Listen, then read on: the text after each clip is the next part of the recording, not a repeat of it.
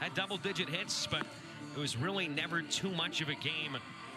Both of the first two in this series have gone 8 innings. Oklahoma's won 3 straight this week in 8 innings. They refused to play the ninth against anybody. See what Witherspoon did earlier in terms of Kyson Witherspoon, I should say. 6 innings, 10 Ks. We get to see his brother today as well, so see if Missouri can maybe, change the mood, change the swings, can man the zone. I think Tony Newbeck is the guy to do it. Trying to stem the tide as we are ready to go here for the series finale. Trey Gamble, who in the leadoff spot was somehow the lone Sooner without a hit earlier today, went 0 for 5, but he did reach twice, walked and was hit by a pitch and scored a run. Struck out his first 3 times up at 13 strikeouts on the year entering today. Homered twice, drove in 6 in game 1 of the series. Ambushed the first pitch at the 3rd yesterday, rocketed it out to right center. It's not working. Junior from Alpine, Utah, and I think there's some pitch comm issues here with Mateo Cerna. You can hear when the crowd mic say it's not working. Change that happened defensively at the catcher's spot in the 7th inning earlier today with Cerna replacing Hernandez after we saw Branch go first to third on a pass ball. Looked like you could see him say, "You're good," so I think we got that squared away. Gamble, then Willits, then Carmichael. First 3 in the order have remained the same all series long. Sam Christensen's moved around a bit. He's back in the cleanup spot after the initial triumvirate of Sooners. Squaring the butt, drops it down the 3rd baseline, and it rolls foul. First time we've seen that from Trey Gamble this week.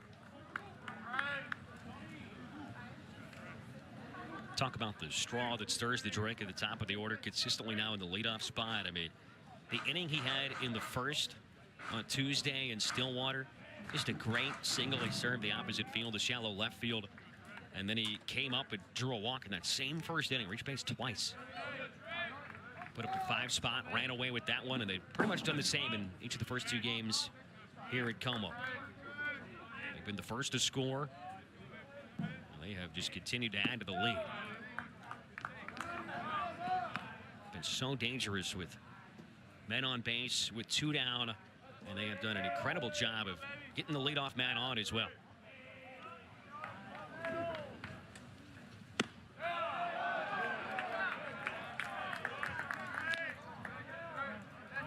Three balls and 2 strikes. Mizzou had a lefty starter at game 1 of this series. It was Brady Kellenbrink, who went 4 innings, allowed 3 runs, and it's a leadoff walk for Trey Gamble. That's his 3rd straight plate appearance in which he has reached with a free pass. 92nd, the shortstop, And it is not the start you want for Mizzou, but it is rather on the nose of a start, given what we have seen progress throughout this series.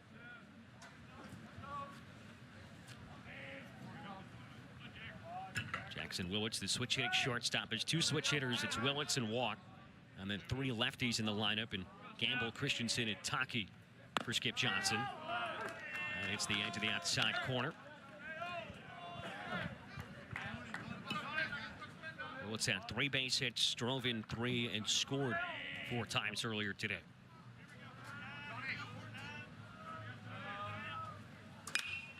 And he hits this high in the air, out towards shallow right field. Seals was going in, now racing back. It's over his head. It lands between him and Pierre.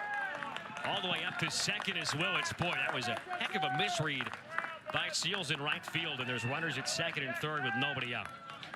I don't know what the heck happened here. Maybe he heard it and was glancing over there. I'm not sure. This is not the start Tony Newbeck needed or wanted. As you see the ball drop here. And OU at it again.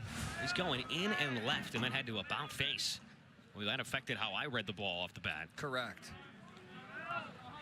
Wind blowing out towards left center, and immediately a prime opportunity for Easton Carmichael and the Sooners. Gets away from Cerna. 2 homers, 6 RBIs. You saw a couple of the homers that Easton Carmichael had earlier today. Came the first Sooner to reach that 40 RBI mark and up to 42 now. 7 runs batted in the series. And a great opportunity to have Oklahoma on the board first yet again. Remember, they are 19-2 when they score first in games. Trying to get that 10th win in their first SEC season.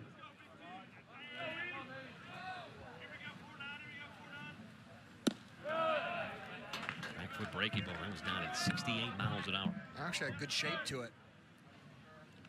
88 with the fastball, 68 with the curveball. Wide range. Exactly right. Got to be able to change speeds.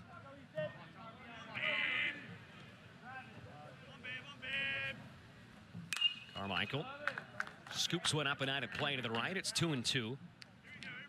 That's pitching at its very rudimentary level, right? Change of location, change its speeds.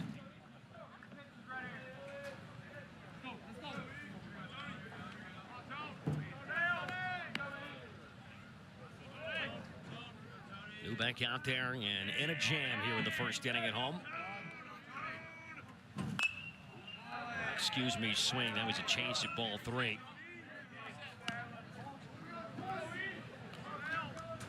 They have Christensen on deck. Jason Walk in the hole. It's Gamble at third. Willits at second. 13 pitches thrown and no outs recorded so far.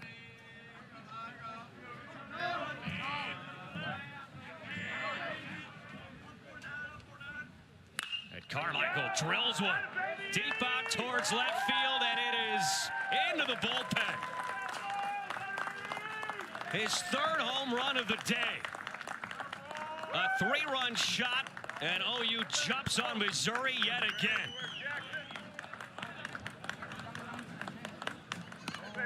If you're going to be a catcher in this league, you better do what he does. Like you heard from my partner here, 3rd home run of the day, 2 strike, not much to it. Quick trigger. This is off the break time sign in the bullpen. Let's hit it off the scoreboard. In the back of the Missouri bullpen.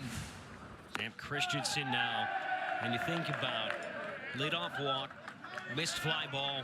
It is a double in the book for Jackson Willits. But those 2 back-to-back, and then a Carmichael bomb. Up to 45 RBIs. He's got 10 in the series. He's got 10 RBIs. Mizzou has 11 runs. I'm thinking maybe player of the week. This is out towards pretty deep left field. Just got a hair under it, trying to drive it the other way. Christensen flies out to Brock Daniels for the first out. So 7 home runs in the series for Oklahoma. 5th of the day. 95th, center fielder number 1, Jason Walk. Nothing but smiles in that dugout. They haven't had any reason to be nervous or feel any kind of anxiety. First time scoring in the first inning in this series. Neither team has scored in the first yet this week until that moment.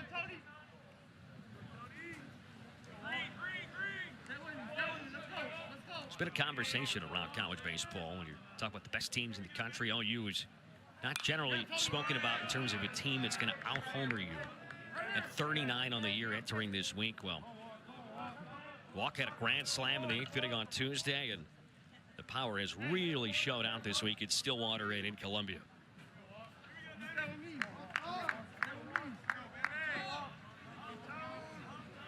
Switch hitter batting right, and Walk takes ball 1.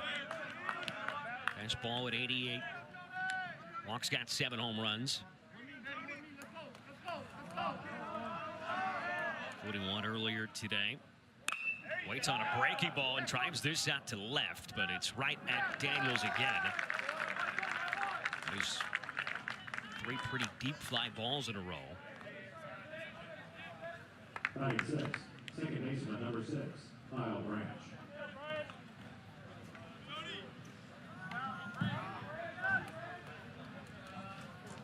I think if I was picking a pick to click in this third game. I think Kyle Branch would be a pretty good selection.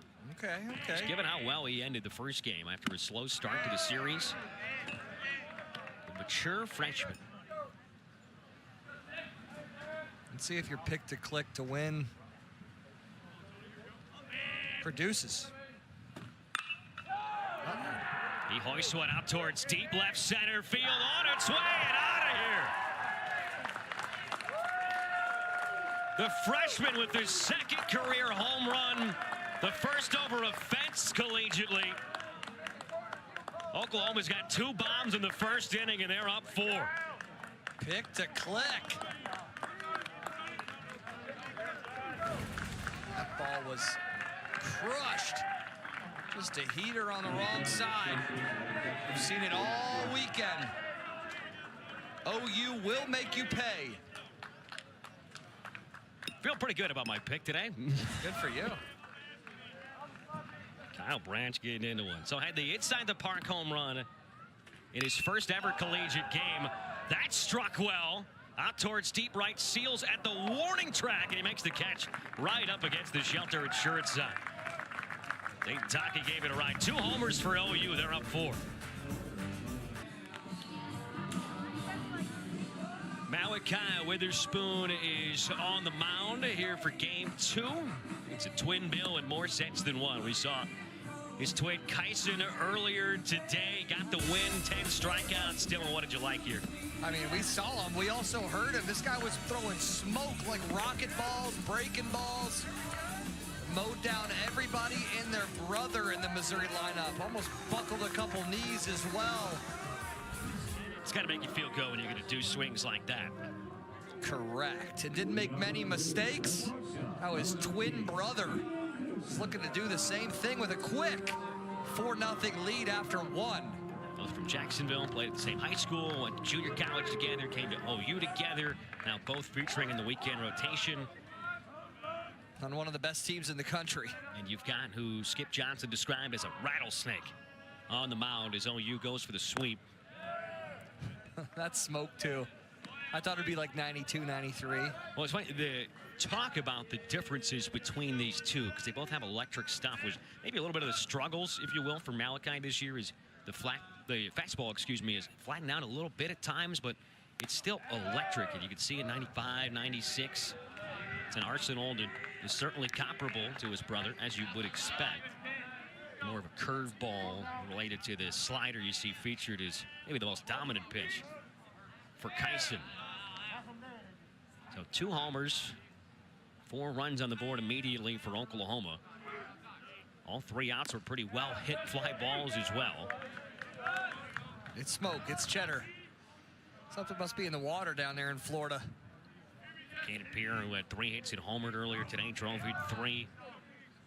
Serta gets his first start of this series as well, down in the 8th spot. The switch-hitting catcher. And Knutson, this one on the screws, out towards center, but it's right at Jason Walk. Tell you, Walk plays deep, and that was just right at him.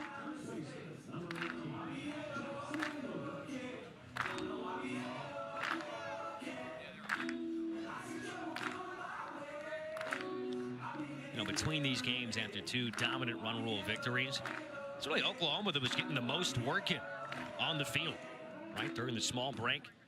Got the quick uniform change. Both teams changing the jerseys out there. The Crimson and Cream rocking the crimson tops here at game 2 of the day. These guys mean business, and they probably got an earful after last week where head coach Johnson could have swore that they should have won all 3. So I know that they're under the expectation of producing again in the 3rd game of this series. We've got another PitchCom issue. Back-to-back in this first inning, I believe that's the issue. Might be a battery change between games that didn't happen, or something akin to that. But glad you brought it up, because Skip Johnson was telling us at the call a couple days ago, hey, we win the first 2 games, neither one was close.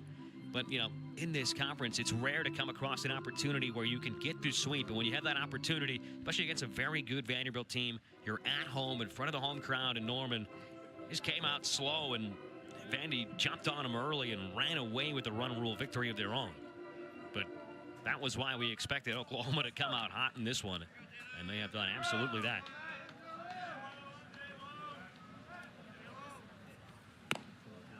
Lovich takes a breaky ball outside.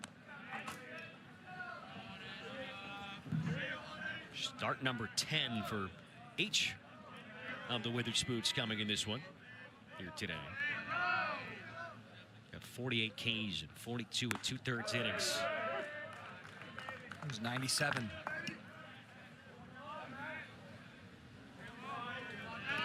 It's been the same 9 guys in the lineup each and every game of this series. It's been the same guy behind the plate in all of them in Carmichael. How tough is it catching 2 18 innings on paper at least? But Sure. catching and starting both games of a doubleheader. Well, and these two guys are out here starting the game. I don't think you want to miss it. Definitely. I mean, these guys are, think about it, they're only playing maybe 4 games a week out of 7 days. Body should be good. He's hitting the ball well. Legs are feeling good. And the interesting thing is you feel pretty good if you're Skip Johnson and you go to Mudler, the backup catcher who's dealing with that shoulder injury. We saw him pinch hit yesterday, so imagine he's getting back to full health. Because he was the junior college catcher for both of the Witherspoons. Guy you got a ton of experience with. Correct. Coach did a good job getting him in the game yesterday as well in a little bit of a blowout situation. Got the starter off his feet. It's got to be nice to have extra eyes out there. Correct. In terms of, you know, somebody who's seen probably every start and outing they have both made over the last 2 years. Being able to pinpoint something that might be off or something that, you know, is especially on any given day. Payoff pitch to Lovich. And it's just outside, 97 on the gun. It's a 1-out walk.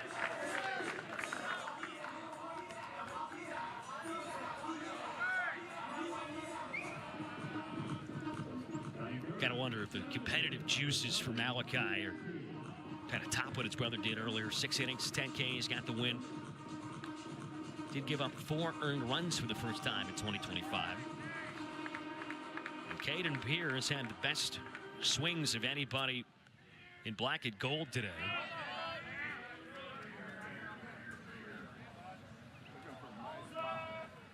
Way out in front here, though. That was a nasty breaking ball. Pierce 3 for his last 3 with a homer, 2 runs scored, and 3 runs driven in. Took Kyson deep on a hanging breaky ball earlier. And gets hit right on the right leg. Boy, that was loud. Walk at a hit by pitch. This is just a thud. It did get the pad, I will say that. That was close to the ankle. Sure.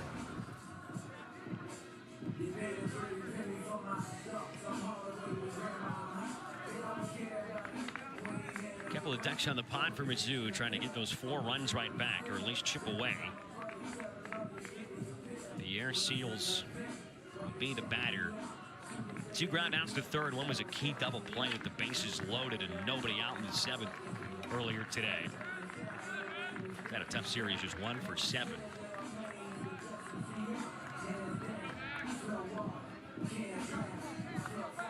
Senior from Memphis, Tennessee, who transferred from Memphis, came over from the Tigers. This is his first season, I should say, at Columbia. Started his collegiate career with Dyersburg State Community College. Runners at first and second, 1 out. Able to lay off that enticing fastball that he was chasing earlier.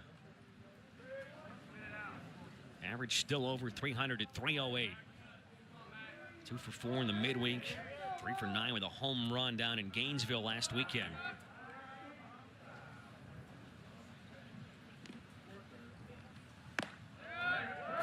Had just 1 home run in his first 20 games, then had 3 in the next 8 games. He's riding a 7-game hit streak that was snapped earlier this afternoon.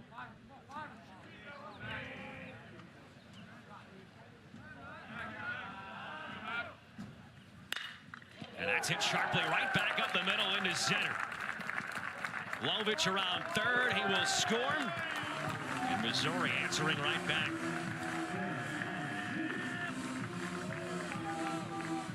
Nice piece of hitting here. 2-0 count. Smoked up the middle for an RBI single.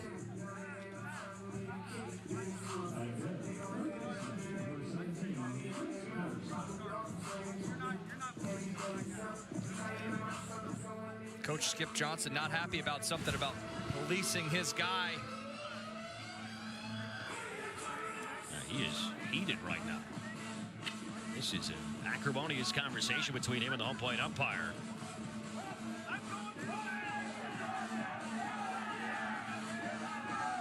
Giving him a pretty long leash there. He's Damian Beal.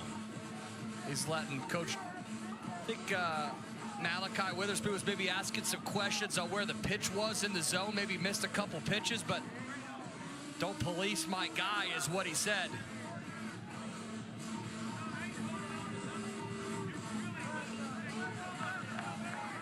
He's not done yet. This is nose to nose, face to face. It's been a lengthy conversation. He said, I'll handle it. Skip Johnson, a guy who's always got his players back, and he's especially close always to the pitching staff. Brilliant pitching mind over the last few decades.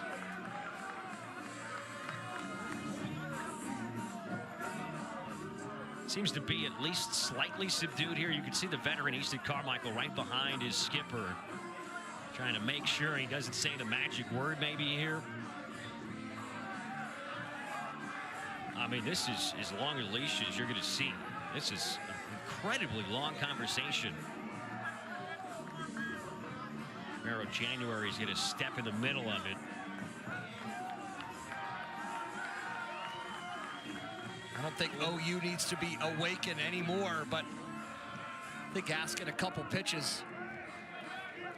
I think you gotta love that energy and having your players back early in the game, trying to set the tone on this side of the baseball after the offense produced a couple long balls.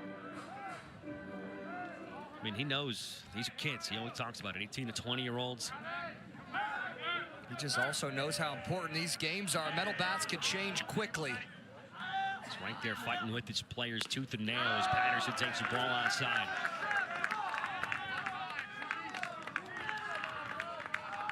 I'd love to see Malachi Witherspoon get in the zone here early. A lot of pitches, a little bit of a mechanical adjustment.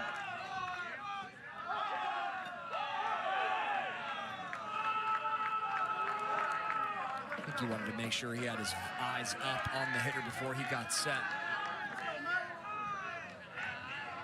Some energy into the ballpark, Max.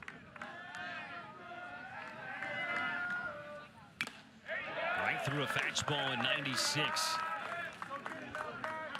It's been a good response from Missouri.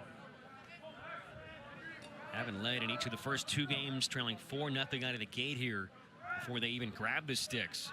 They got the tying run at the plate already. Everything's just continuing to miss. His glove side. Front side's kind of flying open. Arms kind of getting dragged. That's why you see no depth with a breaking ball, why the heater is not very consistent around the zone. Patterson is 0 for 8 with 4 strikeouts in the series. Had his 7-game hit streak snapped last night. Out tilting further in his favor is 3-1. It's been a frustrating start here in the first inning for Malachi Witherspoon.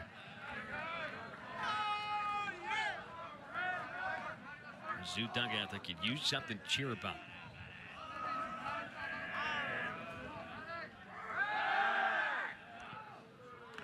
There you go. Maybe get him to throw it to second. Maybe he makes an adjustment here. Give him a little breather.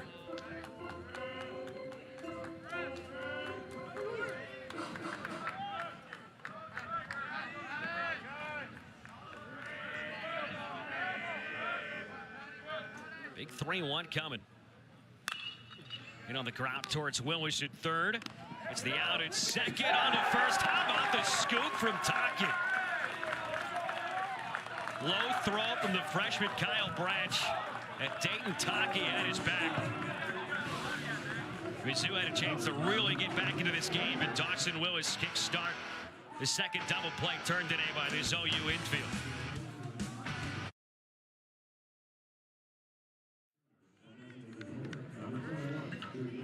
Eventful first inning here at Taylor Stadium. OU puts up 4 and a couple of long balls from Carmichael and Branch. Missouri answers with 1, but had a chance with first and second. Oh boy, that's a no-doubter. It is over the scoreboard. Drew Dickerson is having a series. 3 hits in game 1, 3 more hits in game 2, and now his second home run of the season for the kid from the Show Me State. I'm not even going to take any thunder from you, Maxie. Nice call there. That was a smoke job. It's an 0-0 heater. Not in enough. He's been seeing it well and deposits that one over to scoreboard. OU erases that quick run back from Missouri. Easton Carmichael put one about 2/3 the way up the scoreboard earlier today. And Drew Dickerson just topped him and then some. You could see where that baseball is right now. It is way out there in the middle of the practice field. 39 runs in the series. Prior I was 36. That was the first series they played this year. It's 9 home runs in the last 21 and a half hours. I'm going to go ahead and say this again. You cannot throw the ball on the wrong side of the dish in this league and expect it to come back. It sounded like it hit him. And it did, right on the left side of the ribs, maybe. First time through the order completed now for Tony Newbeck, and it has been a rough one. A walk, a hit by pitch, 3 home runs and a double. And the 3 outs were all hit well in the air. Back to the top they go, Max. Talked about earlier this 9-1 combination. And how about it, too? You're talking about Trey Gamble in the leadoff spot. Entering yesterday at 1 homer. He's got 3 now. Drew Dickerson entered the series with 1 homer. He's got 2. Kyle Branch entered with 1. He's got a second. So a lot of this power is coming from guys who haven't displayed a ton of it this year. Gamble walked and scored to lead off the ball game.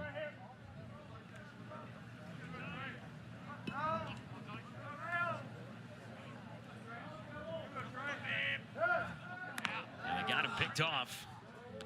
Oh, to second, he's hit plenty of time. Listen, Willis is tagged out. He kind of got smoked on the face by that tag, slid right into it. Gone stealing for his second time in this series. Man, it leads the team with 15 backs swiped on the year. So going back to game 1 earlier today, Oklahoma's homered in 4 straight innings. Wow.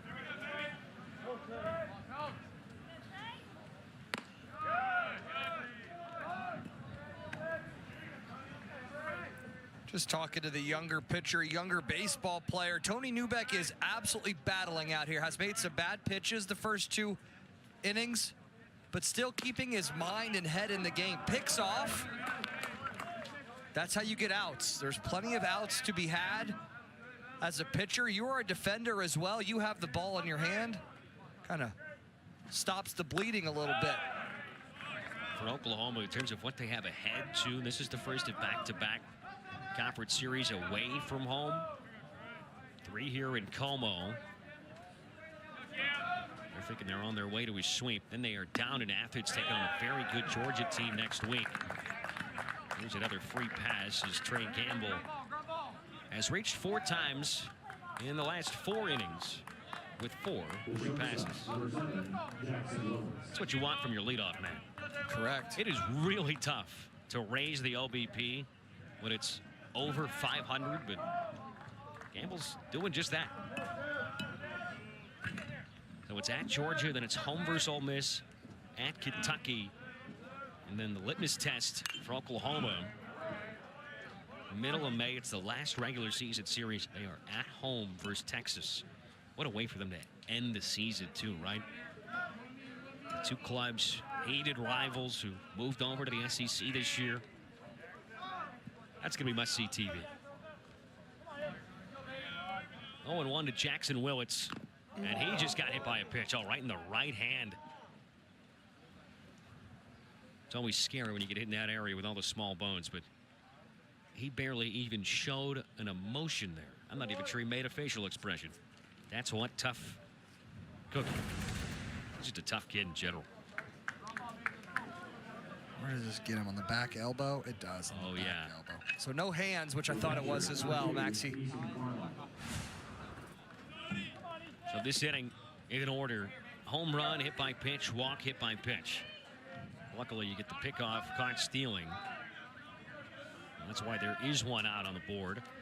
But Easton Carmichael's back up, and he's got two men on, just like he did last inning.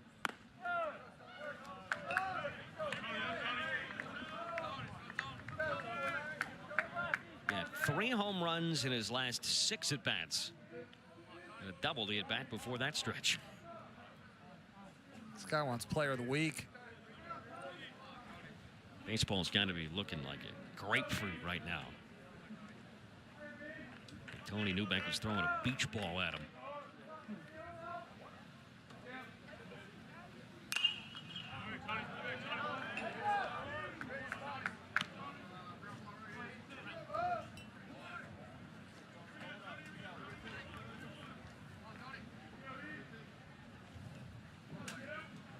All 5 runs have come home on Sooner homers.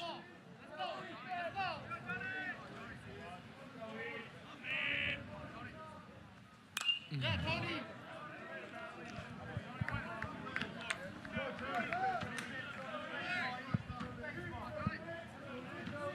Cody, let's go.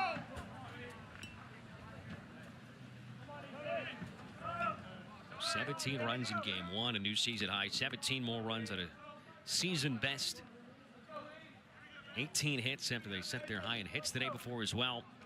And another impressive performance here early. Breaking ball is kind of on a miss for strike 3. Only down to 69 miles an hour. First punch shot for Tony Newbeck. Got some good nasty up to down here. Don't be fooled by Tony Newbeck today. You know, he's better than, like I said, man, he has been one of Missouri's staples before the injury. Strong lefty out of Minnesota. Good poise out there. Into the game. Cares about the team. I'm a fan of Tony Newbeck.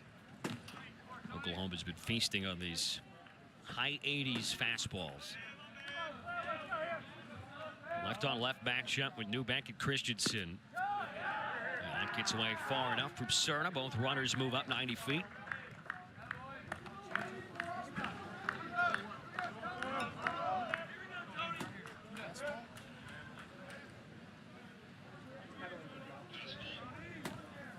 Will officially be a pass ball.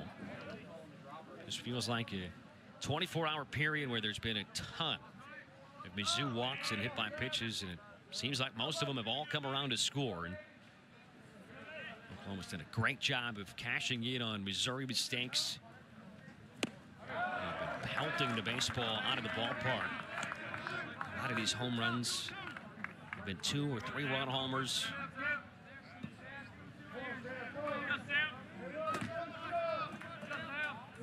One ball with 2 strikes. Christensen flew out deep to left field his first time up. Fastball elevates up and out of the zone.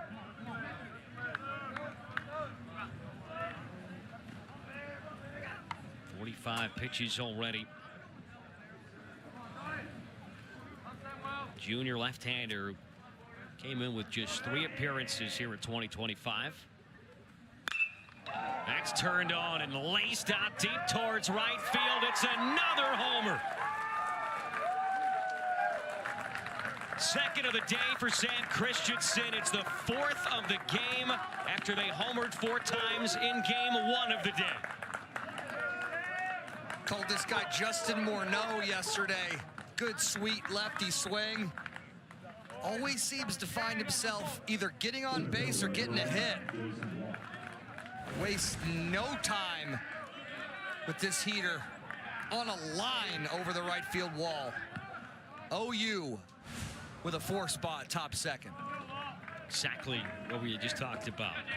3-run score on that. Obviously, Christensen drives it himself, but the two guys on base were hit by a pitch and walked. And Jason Walk will slowly move up to first base after he's hit with the first pitch.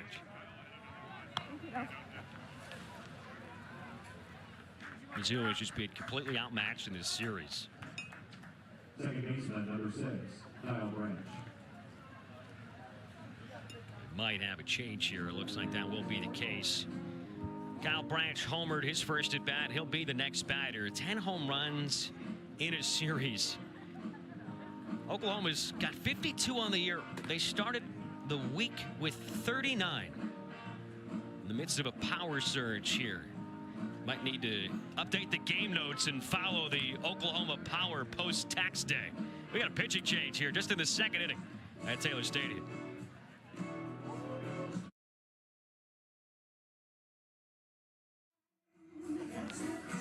Xavier Levitt coming in with 2 outs here in the second inning. That sidearm slot for the senior from Houston, Texas to Missouri by way of Memphis. Former stopping ground for Mizzou head coach Carrick Jackson, where he was a couple years ago. 13th appearance, the ERA is a little over 6. In 28 innings, 23 Ks, 17 walks. So it's another short start for Tony Newbeck, who goes just an inning and 2/3. Oklahoma with 2 long balls in the first, 2 more in the second. Levitt just threw it to the backstop, which isn't a great sign. I mean, Dylan, we're talking about 8 runs. Oklahoma's got 5 hits, but 4 of them have left the yard. I will say I called the Texas series as well. This Oklahoma team, I know they don't like to be compared to one another. It seems like they have a little bit of a history down there, but they do it a lot of the same ways. They don't beat themselves. They got guys in the middle of the order that have thump. They don't miss heaters, and they don't beat themselves. 31 free passes drawn, 21 walks, 10 hit batsmen, 11 earlier today. So far already in this game, there have been 2 walks and 3 hit by pitches, all 3 of those coming in this 4-run second. It's the second time today that Oklahoma's had back-to-back 4 spots as well. And here comes Kyle Branch, who just hit his second home run of his college career earlier.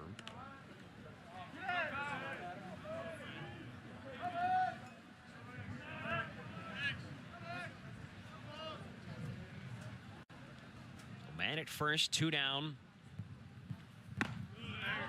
Levitt pumps home a strike at 92. He's got good stuff with that fastball, that especially if you haven't seen him or it's first time through the order, can be tough to pick up. That funky arm slot really rocks down. Good crouch with the knees. That'll roll foul. 0-2 to the second base with Kyle Branch. He's got the average back over 300.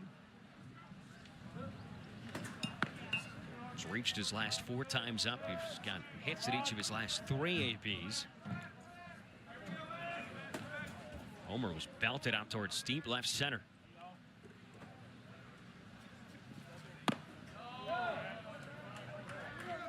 Often here at Taylor Stadium, that can be the toughest place to leave the yard. The wind generally going out towards that right field foul pole.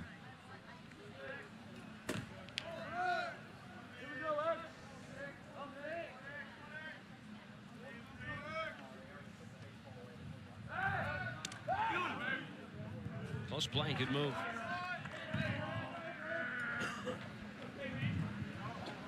Mizzou hasn't done a great job in the first 2 games of limiting the run game, but Tony Newbeck did pick off Dawson Willis earlier in this second.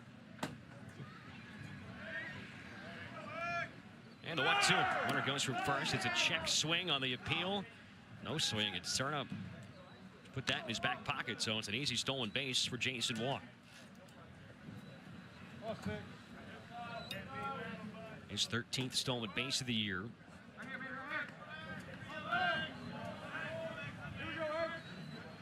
Watch out here. He might not stand at second base very long. A good plate appearance.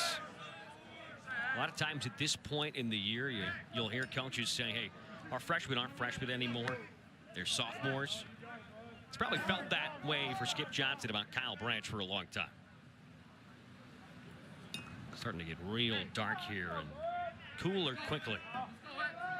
Some rain and- clouds are passing over us here.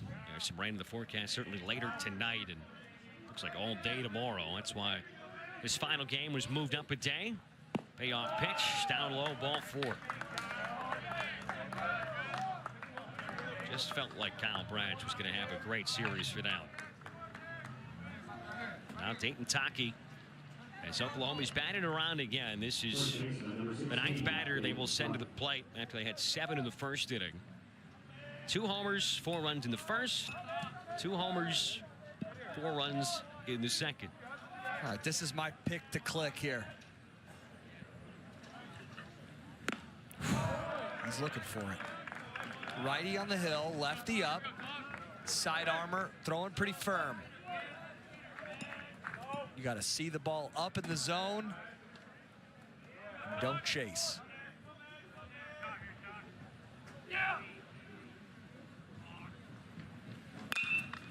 Taki pulls one on the ground towards second.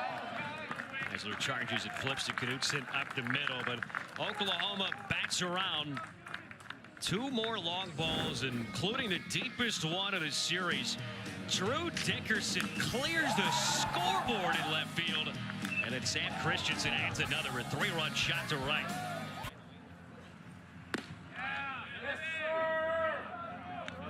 Tide had the lead and the momentum.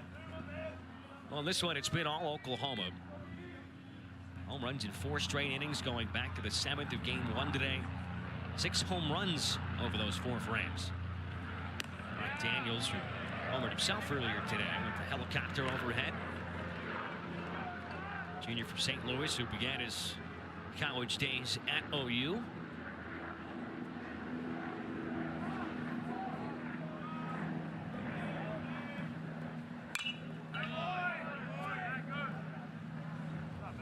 Told you about what's ahead for Oklahoma. Well, for Mizzou, after they finish up today, taking on a tough Missouri State team again in the midweek next week down at Springfield, AA ballpark of the Cardinals. And they're at Alabama, right back here versus Georgia. There's a swing and a miss. Defensive effort from Brock Daniels. First punch out of the evening for Malachi Witherspoon. Maybe that little bit of a break, longer inning for the offense. Gave him some time to reset, maybe talk to a couple pitchers, maybe his brother gave him a little wisdom, maybe to get him right quickly. 1 down.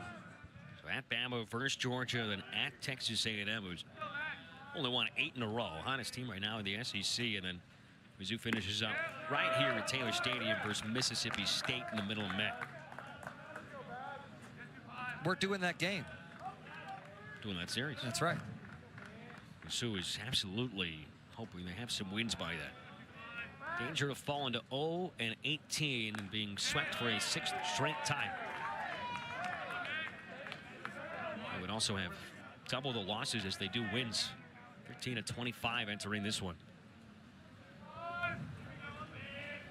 OU looking for back-to-back SEC. Well, they already won the series, I should say. It took 2 or 3 last week versus Vandy. They already have 2 wins in this series. They did have back-to-back series defeats before that. Swept versus LSU, 2 really tight ones of those trio. They lost the series prior to Alabama. So they have absolutely gotten the train right back on the tracks. 1 ball with 2 strikes. Peyton Basler at the plate.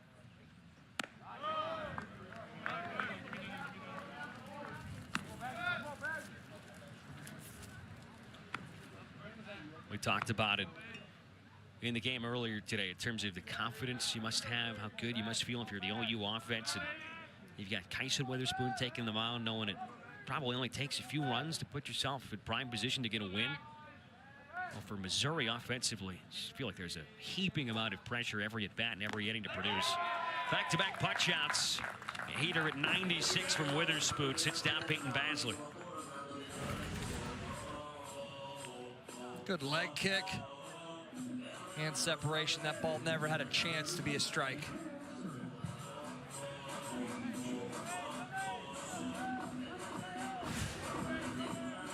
Mateo Cerna now for his second at bat of the series.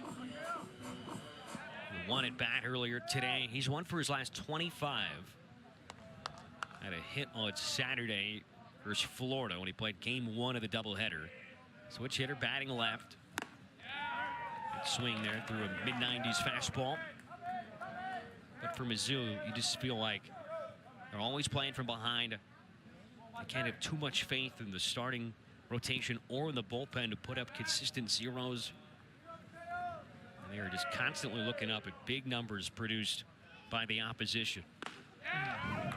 And there for a strike 0-2, heavy dose of fastballs to the back end of the lineup. You kind of figure when you're struggling. Every time you go in a little rut, it feels like every time you step in, it's 0-2. As you see quickly here, 2 of the best located fastballs he's thrown all day.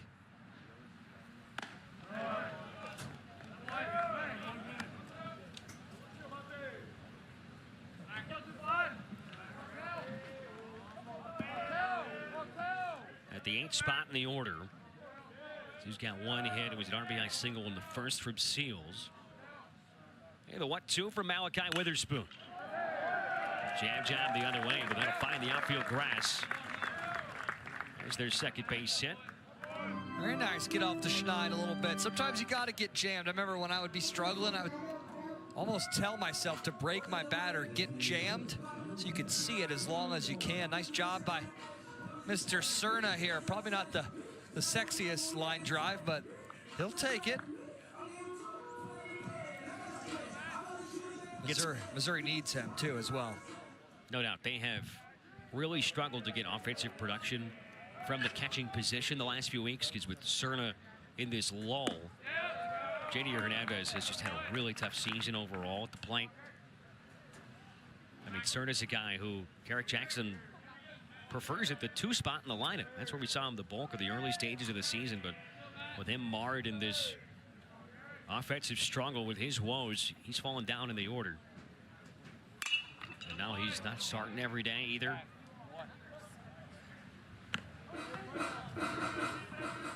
Junior from KC at the plate. His first at bat of the ball game. Singled twice in game 1 earlier today. Also reached on an error.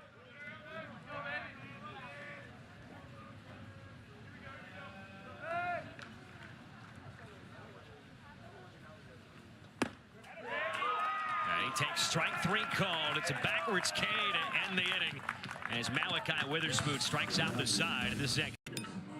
I mean, this could cap an incredible week for them. You know, we were unable to track down when the last time they've scored 17 runs in back-to-back games was. That's what they've accomplished inside the last 24 hours. Their SID is in the booth next to us at Patrick Dunn. I asked him in the short time between these games. He said, I'm still looking back. I'm back to 2013. I haven't found the last time yet we put up 17 in back-to-back.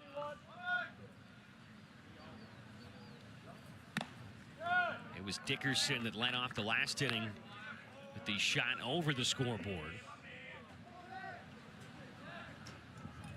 It'll be a nice metaphor there for him, right? Grew up in the state of Missouri, hit it over the Missouri Tiger at the top of the scoreboard.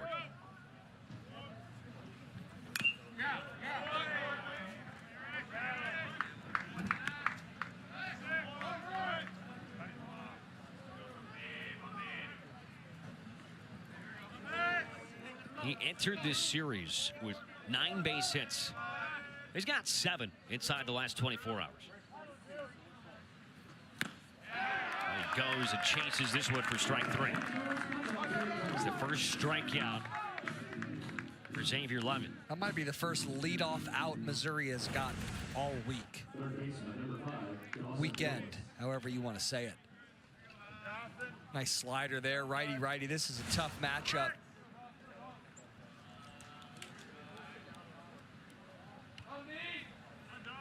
Got two righties at the bottom of the order with Dickerson and Willis. Willis was hit by a pitch his first time up. First time facing Xavier Lovett. So OU's got this stretch of homering in 4 straight innings. Got a guy at the plate with 4. Got a guy on deck who's got 3, but 2 of them came yesterday.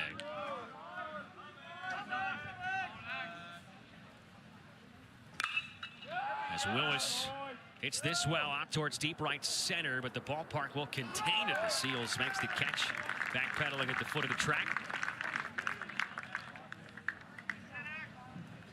Gave it a good jolt. Not been too sure-handed or sure-footed out there in right for Seals. Trey Gamble. Back to the top at Trey Gamble.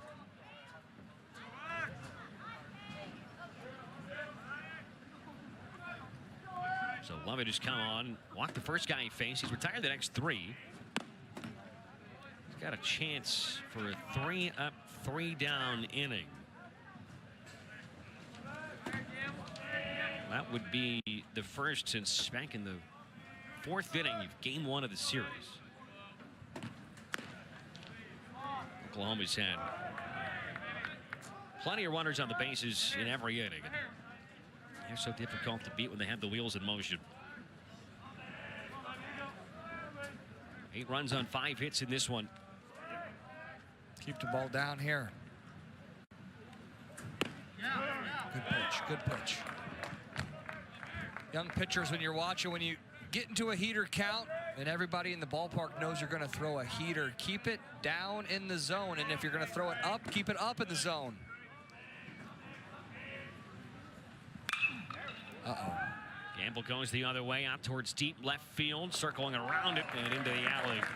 To flag it down is Brock Daniels. 3-up, 3-down inning for Xavier Lovett. For USA Baseball Collegiate National Team. Both attended junior college at Northwest Florida State, transferred together to OU.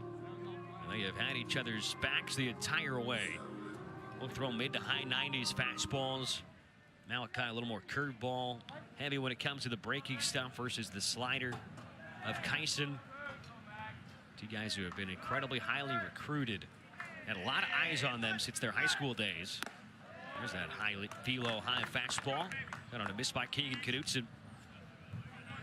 One's throwing 96 right now, one's slamming a sub. I'm just thinking now, Skip Johnson telling us that, yeah, I mean, once Kyson throws, he's back in the dugout and he's not nearly as vocal as Malachi on the mound. Just enjoying a nice sub. Probably got it from Pickleman's. They make a quality sub. I got the win. I got 10 strikeouts. I earned a sandwich. Seriously. This OU team seems like it would be a fun ball club to be on. They got everything you need. They got defense, veteran coaching, good hitting, good pitching. Well, we talked a lot about Skip Johnson being very laid back in his demeanor. Knutson gets a little two-hopper over to third. Charged on nicely by Willis, who takes care of it for the out. But they say it's very complimentary between Skip Johnson and Reggie Willits. Reggie's much more intense, kind of in your face. He's the one running the offense as the offensive coordinator. Skip Johnson, the head coach, running the pitching staff. And it's just this great contrast. It's really helped lead to a ton of the success that OU has had over the last 4 years. They don't look too panicked in that dugout. No, how could you be with that man at the helm? He lit a fire under them, too. But Malachi was out there in the first inning and struggling a bit. At the end of the bat, single the other way for Jackson Lovich. And you don't usually see that anymore, Max. You know, in the big leagues at any level, if you argue anything because of the review, it's taken the element of momentum. You know, usually in hockey and in baseball, if something doesn't go your way, the coach or someone, there's usually a little scrum and gets the crowd back into pick up that technical foul. You're exactly right. So it was nice to see the little banter between the umpire and him as well, where it was very respectful. Instead of taking it personal, it's understood that that's what the game called for. It didn't need to turn things into an umpire show. There Able you to go. avoid that. Very nice.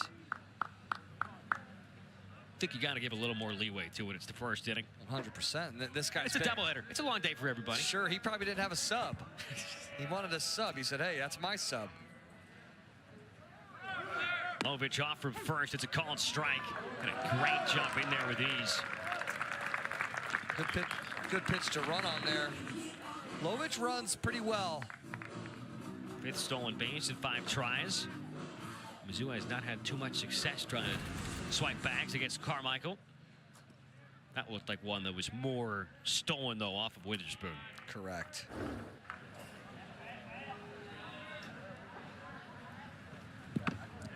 Pierre just changed the ball. They're only traveling about 58 feet. Good block. Good keep in front of him. I might have landed in front of the batter's box. His brother got burned on a little bit of a cutter slider in the first game with Caden Pierre. Hooked it around a corner. If you're going to throw it a little bit of a spinner into a lefty, it better be in and down. That lefty sweet spot. Down and in.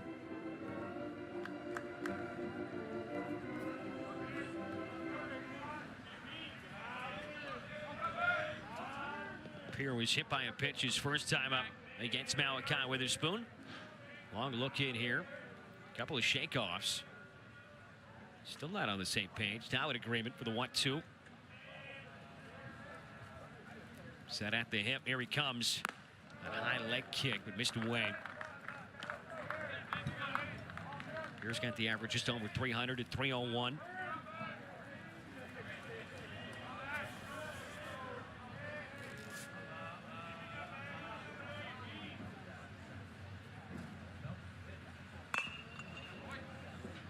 Just foul.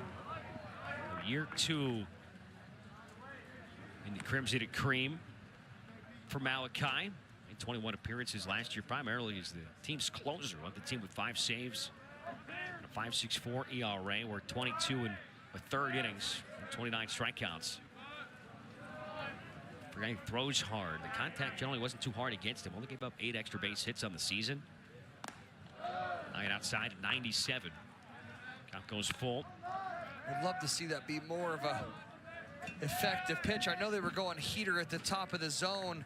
It just has to be more enticing where the hitter even offers at it. When it's that high out of the zone, it's just a wasted pitch.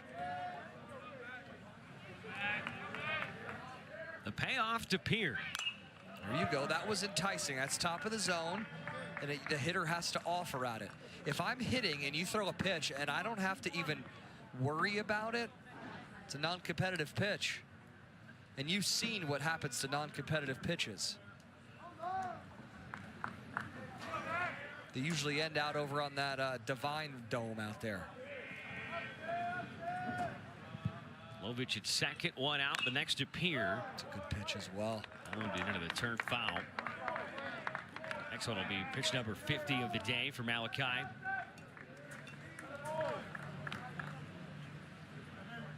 Pierce had some good at-bats today. Trouble really hasn't been on this side of the ball for Mizzou. It's just been trying to piece together outs on the mound. It's been a patchwork effort for the starters and the relievers. Haven't put the bullpen in good spots. And a swing and a miss. Got him to chase ball 4 outside. 4 of the last 5 outs have been Ks for Malachi Witherspoon. That was 97.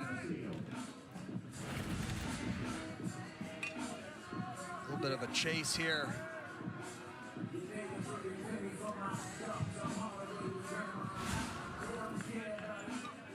Pierre Seals with a good swing on a ball his first time up. Rocketed a RBI single up the middle. That scored Jackson Lovich, who's the man occupying second at the moment.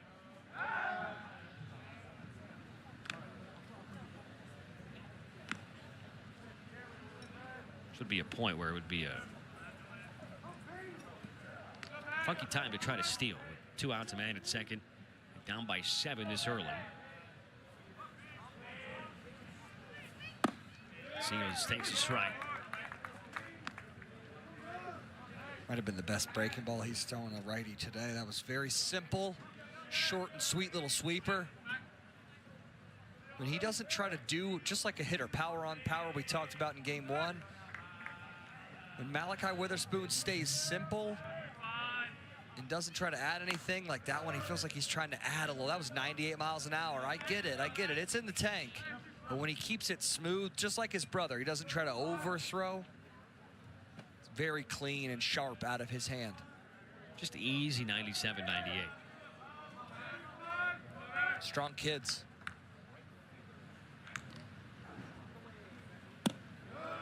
Breaking ball low and outside. It's got to be great to grow up with a twin and have you both be just absolute elite athletes.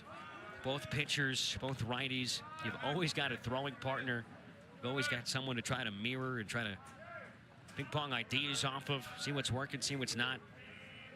Two guys with the exact same path to this point in their baseball careers. Seals was way late, very late decision to swing that 97-mile-an-hour pitch. That one was just effortless, just jumps out of his hand, but you can definitely tell when it's a little forced. Elbow gets underneath, ball gets elevated. Slider gets away from him.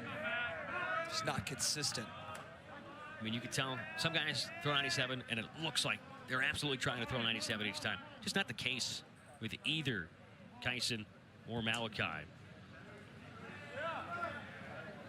Looked like an automatic ball, and now it's a full count. Count, yep.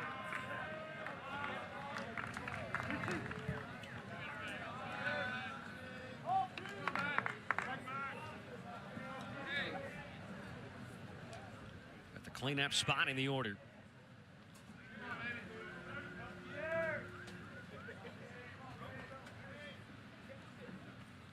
And Seals goes down swinging. Sawed him off with 97 towards his thumbs. 5 strikeouts so far for Malachi Witherspoon.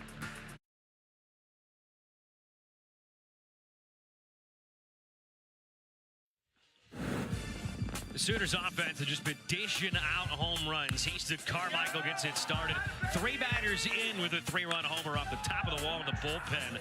Kyle Branch hits his 2nd of the season for the true freshman who started every game. Drew Dickerson, the other true freshman that features in the lineup. He gets his 2nd home run of the season the next inning. And then Sam Christensen with a 3-run shot of his own.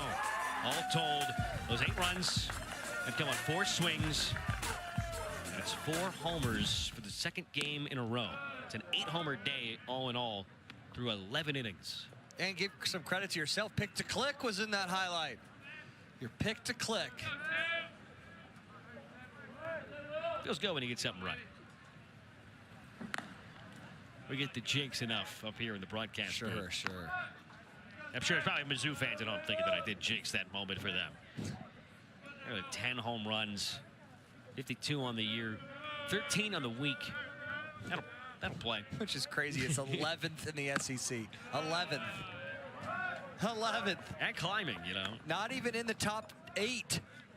They were 13th in the SEC when the series began so 24 hours ago. I figured they would, but I thought they would at least be top 10. And they had 40. Mizzou was the team right behind them at 39. Jackson Willits, the switch hitting shortstop up there. Got to hit it out of the yard, Max. Got to hit it out of the yard. He's got the lone hit that wasn't a home run for the Sooners in this one. It was a double out to right center. That looked like a routine fly ball off the bat. Check swing here, and yes, he did. Pierre Seals just got completely turned around.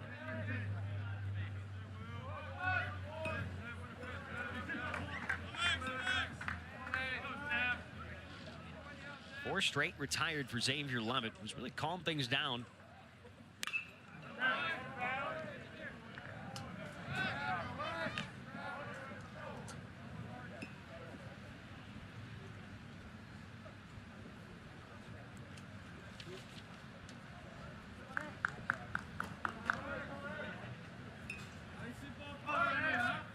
First time that Mizzou pitcher has retired 4 straight since the final out of the 3rd and all 3 outs of the 4th inning yesterday. 3-2 is hit right on the screws out to right field. Seals has to play it on a hop. It's another base hit for Jackson Willits. There is another leadoff guy on for OU. Beat goes on. He's got 5 hits today between the 2 games in the doubleheader. He has scored 6 times today as well.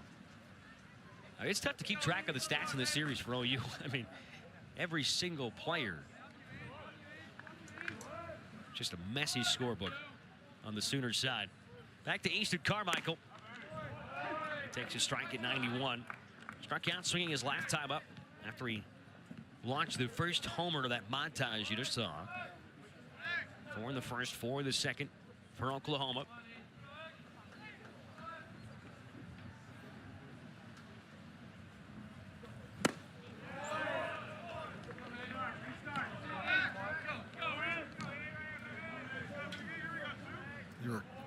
Struck Mr. Easton Carmichael out last time on a slider. Let's see if that's the plan here. Got him kind of chasing on his heels a little bit. Takes inside. So much movement on that 91-mile-an-hour pitch with that arm slot. Carmichael became the first Sooner into double figures in the home run column with that blast in the first inning. He's got 10. And on first base, Jackson Willits has 9. Another 2-strike pitch from Lovett. There we go. And this is served into shallow left field. Back-to-back singles. Even when it looks like he gets fooled a bit, does a nice job of still getting enough contact to muscle that into the shallow outfield. He's playing for that Player of the Week, Max. SEC Player of the Week. Right fielder, number 40, Sam Christensen. So first 2 are aboard for Sam Christensen.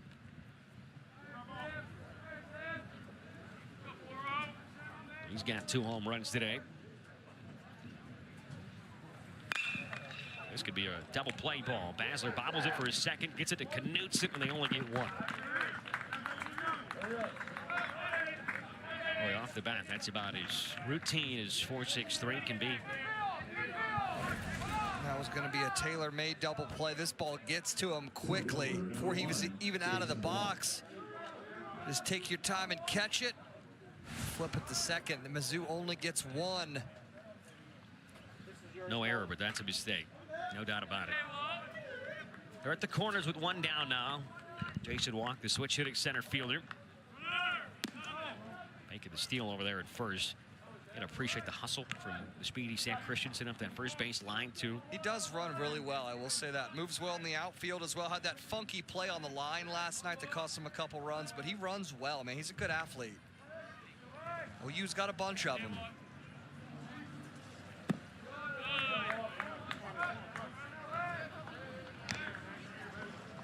Talked a lot about Jason Walker earlier today.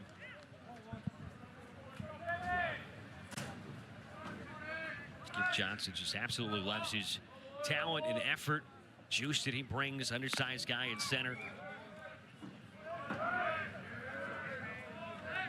His frame is pretty much my frame. 5'9", $166. Wow. Do you think you run? It's a little taller. I think you run a little better than he does, yeah? Yeah, no doubt. Guy patrols the outfield very well. Especially in Norman out there, places a graveyard. Here's a walk, and the bases are loaded. Yeah, a lot of times you see speedy guys at center who are maybe a little longer and leaner, with those steps that are more akin to a, what we've seen and talked about from Dawson Willis. Yeah, you're exactly right. But his feet just keep on moving.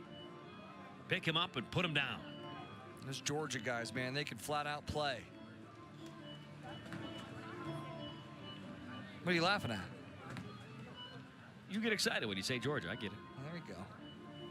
A lot of good baseball down like there. The JUCO guys, between you and Trey Gamble, heard you talking about it yesterday in the post-game interviewer.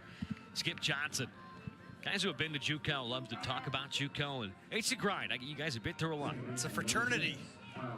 You got to love the game. We've talked about it's always convenient to love the game when you're 3 for 3. But when you're 0 for 4 and your team loses and you're getting a Publix sandwich,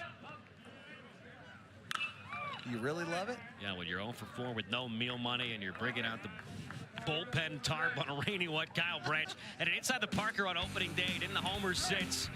Left the building earlier today back in the first inning out to left center. Kid's going to be a good player. You can just tell by his actions. bet he'll remember, hey, I dropped that ball at Missouri. That'll never happen again. Yeah, really, I mean, you look at his series, and it's almost like the moment where everything clicked was right after the error. So the error happened. I think he came up again, got walked, and then went first to third, and then it was like he was back involved. Yeah, you're exactly right. But you got to be able to embrace that, right? You got to find which guy is going to make the error and then kind of want the ball to come to him next time. You see a lot of guys, I've played with a lot of guys, and they make an error, and then they don't want the ball hit to them the rest of the game. And it's like, that doesn't conquer your fear, but that doesn't help you get any better or grow. So good for him. He didn't waste any opportunity. He said, I'm going to go first to third here. Boom. It's a tough AB for him here, too. Righty. He had struggled in back-to-back SEC series as well. Versus LSU and versus Vandy. Last weekend, he was just 1 for 10. And an 0 for 3 start to the series yesterday. That's a good teams, too, though. They do, Max. You know, all their best players play well, and then when they get contributions from these guys, it makes it even better. Branch We'll have to hustle. up the middle to Knutson. Gonna have to turn this quickly, and they do not. There's the speed of Kyle Branch, able to evade the double play and bring home one more run. It's 9-1. I mean, I don't know what else the Mizzou pitching staff has to do. 2 tailor-made ground ball double plays here. This ball's hit right at him. Quick, throw it. Kind of gets hung up in his glove. He runs too well to mishandle the rock in the middle. And that was certainly tougher than the first one, which is about as routine as you can get. Hardy ground ball right at a middle infielder on the turf, too.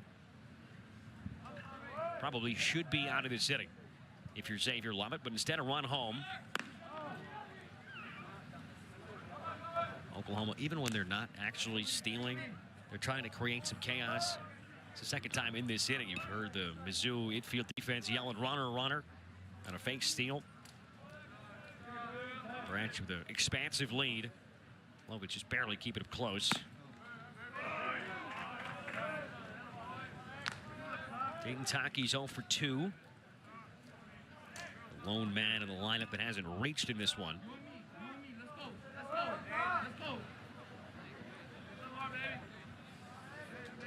Chance to add to those 26 RBIs. A Hopper foul.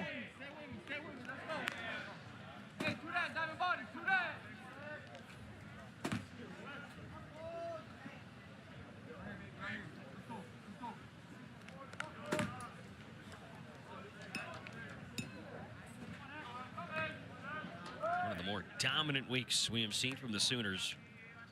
All started at Stillwater. Got a chance for 4 road blowout victories. They're probably not thinking about it yet, but up 8 in the 4th, they've definitely got a chance to shorten another game.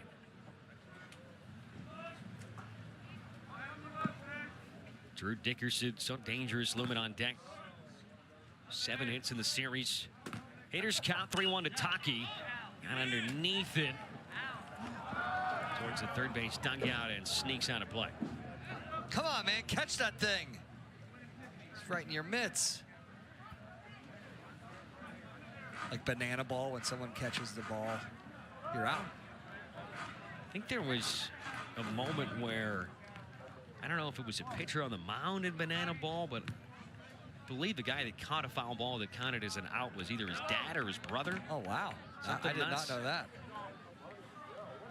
Got some buddies up there. A few months ago or something. 3-2 count, man at the corners. And Dayton Taki writes off another one.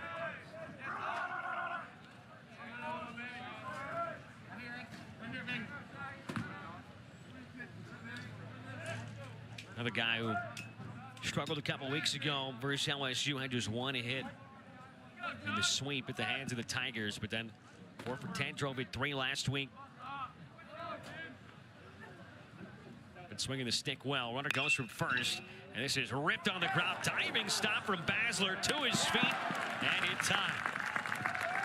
Sparkling play from the Mizzou second baseman, but Oklahoma scores 1 more.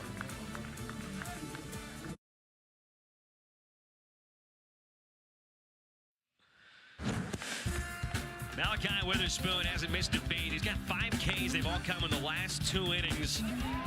At a similar level of dominance, Dylan, from what we saw from Kyneson earlier today. That curveball that he just threw in that sequence was nasty. He's got his work cut out to get to 10, I'll say that. I mean, he's on pace if he goes 6. He'd match it on the dot. Only 1 run allowed on 3 hits. Gave up that run in the first inning. Not that he's looked angry since, but it feels like he's had a little bit more life out there since Skip Johnson came out in the face of the home plate umpire. Hey, said, don't police my guy, let me do that. And since that visit, Malachi Witherspoon's kind of turned a corner a little bit in this outing here today. Boy, the 5 Ks have been swinging. He's allowed 3 hits. They've all been singles, and they've been spread across the first 3 innings, 1 in each. Well, the sandwich is gone.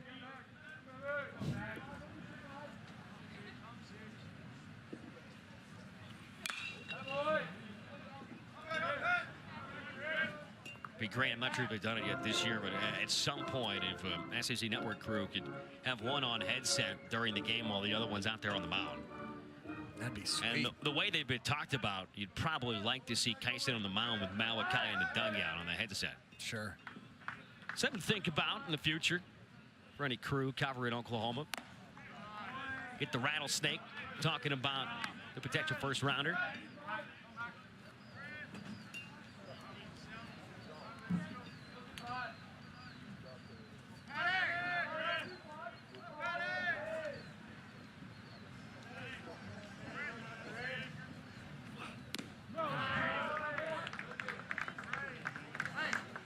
I mean, as much as you're going to see talked about, obviously Velo can get headlines. Both these guys with killer breaking stuff. You're exactly right. Just overcooking this stuff a little bit.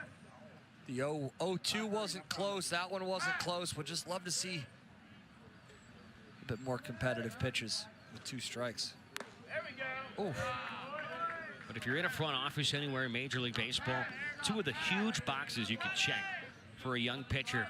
Does he have the Velo, A? And B, does he have at least some kind of decent feel for spin? And I think both these guys really do that well. sure. You're exactly right. They've got 97, 98 in the tank.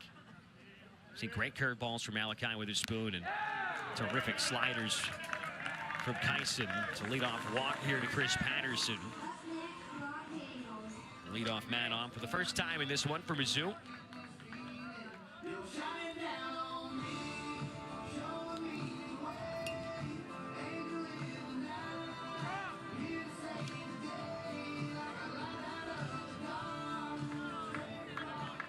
I don't know how many times in SEC conference history you've seen a doubleheader started by a pair of twins.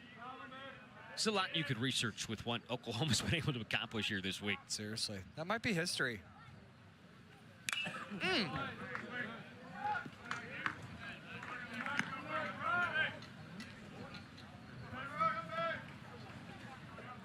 Brock Daniels hasn't been late on many fastballs.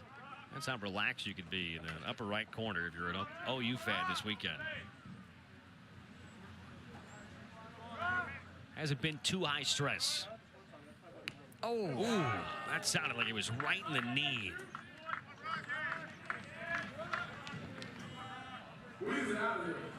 It's the second batter that Malachi Witherspoon's hit in this one. This was coming almost to the plate in slow-mo. Oh, it's right off pretty much the shin. I'd rather take that than get blown up with a 97-mile-an-hour fastball on my back. Any day. It's Caden Pierre that was hit earlier, and I think they're going to ask the training staff to come out and at least check to make sure that Brock Daniels is okay. It's a tough kid who had a great 2024 season. He was captain clutch at many occasions in a terrific Florida series a year ago. I mean, think about it. Talking sweeps. Mizzou swept Florida for the first time in program history right here last year about this time. And wins on Friday and Sunday in walk-off fashion, and also won on Saturday by 1 run. This year they've just been unable to get that monkey off their back. Down 8, in danger of falling to 0-18.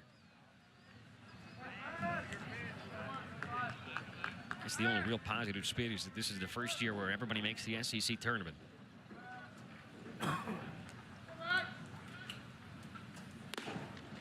Fastball low it into Peyton Basler. Switch hitting second baseman who just made a nice web gem. Got to be thinking, you know, the routine play. Had a golden opportunity for the 4-6-3 double play, but he bobbled it. And then he goes out and makes the incredible play. Full extension to his left and gets to his feet, gets the throw off in time. Tied him up, just sawing him off with 96.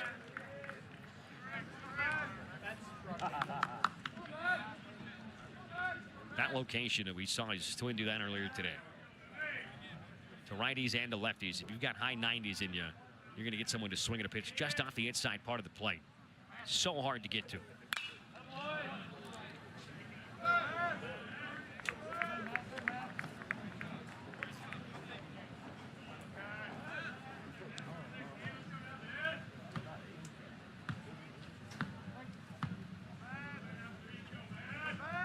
Patterson at second, Daniels at first. Basler struck out swinging in his first plate appearance. He was strikeout victim number 2 from the man on the bump. Pitch clock winding down. It's below 4. That just missed. Just having to work a little too hard for my liking, and the OU staff, it's like he's having to grind for every strike. Just use that stuff and kind of command the zone. Basler goes down swinging. Hacks right through the fastball. Strikeouts just continuing to pile up. This is another pitch that was probably going to be a ball. Got to make him work. That was the same pitch that Caden Pierce swung at last inning that would have been ball 4. So Mateo Cerna now. First start of this series. Cerna slumping. He entered this 3-game set. Pitch clock violation.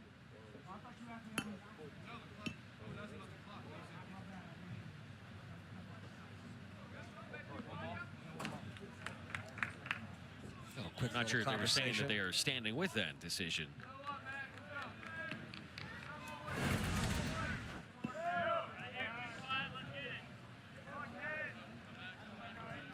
Definitely hit 0, and it is 1-0. So Cerna entered this series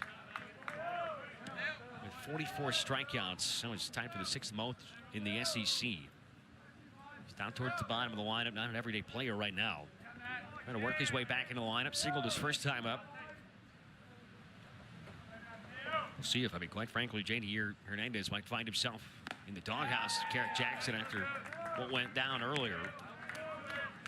Talk about who loves the game was something you mentioned earlier, Dylan. Well, when it's the 7th inning, you have a blowout and you're jogging back on a pass ball, letting the guy go first to third.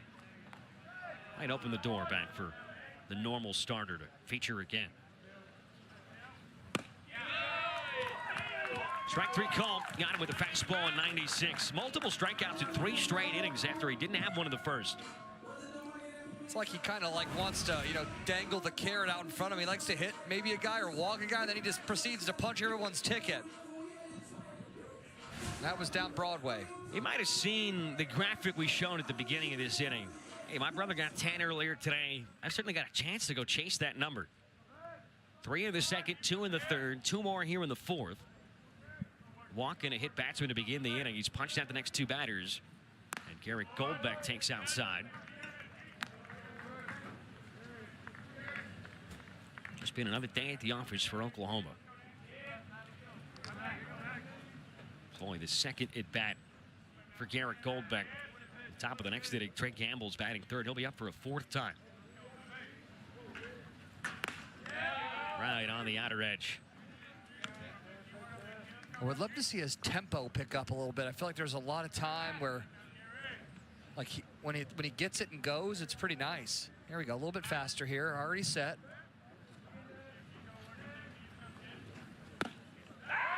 Fastball in there for a called strike. Throw behind the runner at second. Patterson back in safely. And he's 1-2.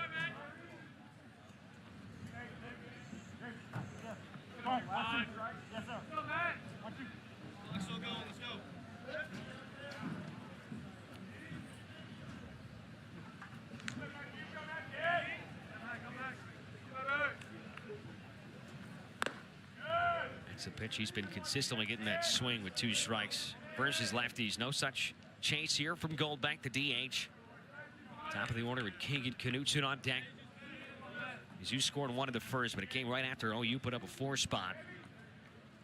They doubled their total in the second and then scored 1 here in the fourth. That's hit well. Curlick towards the left field corner, but it's tracked down. Trey Gamble over to make the play. 2 more Ks. Another scoreless inning for Malachi Witherspoon.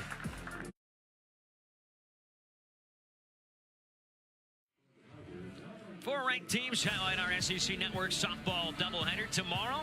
So we start with number 20 Ole Miss to number 23 Georgia at noon Eastern. And then 4th ranked Oklahoma hosts number 15 Mississippi State. I told you earlier about the really tight, tough losses that Mizzou suffered up the road at Mizzou Softball Stadium versus number 1 Texas A&M. Well, Tigers run rule the Aggies earlier this afternoon. Nice to salvage one, yeah. Baseball and softball going with the doubleheader and the Thursday-Friday affairs on Easter weekend, and with the inclement weather that's due at inbound on Saturday. Back to Drew Dickerson. It's jammed, a little one-hopper with some spin over to first. Love it over there in time. Kate Nicoletto into the game. Made a change there. That's how good the week's been going for Drew Dickerson. He gets kind of blown up there. A big wry smile on his face. That goes 3-1. So it's Kate Nicoletto at first.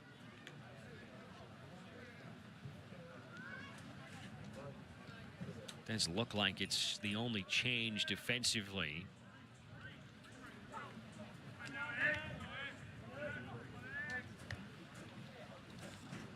Would hope everything's okay with Mr. Lovich as well.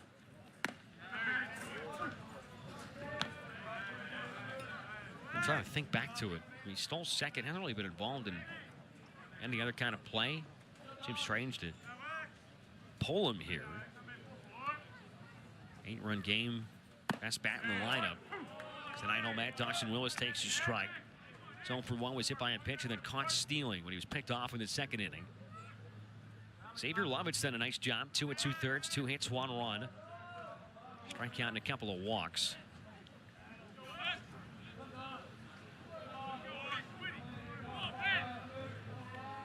He's ahead here, 0-2.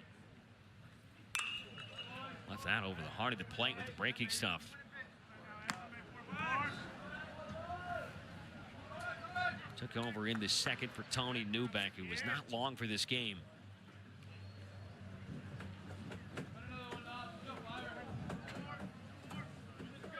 Deep breath for Willis. I've seen his numbers blossom here this week. D2 transfer, Reston, Louisiana. He also entered this week at the top 10 for strikeouts, though, in the SEC, down in the 9th spot. He was tied for 3rd when the series began. 2 hits, 2 RBIs, 2 runs scored yesterday. He gets all this out deep towards center, sending Pierre all the way back, makes the over-the-shoulder catch. Well struck, but it's a long fly out for Dawson Willis, the 2nd time he's done that in a row.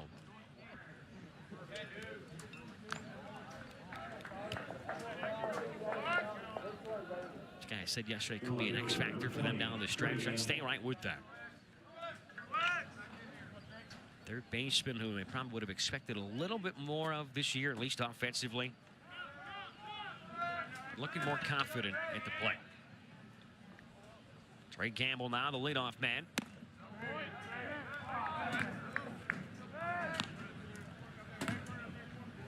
entered today with a 519 OBP.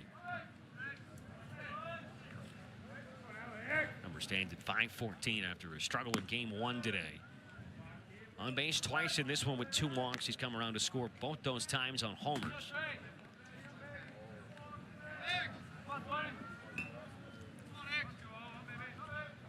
Need to keep this ball down here.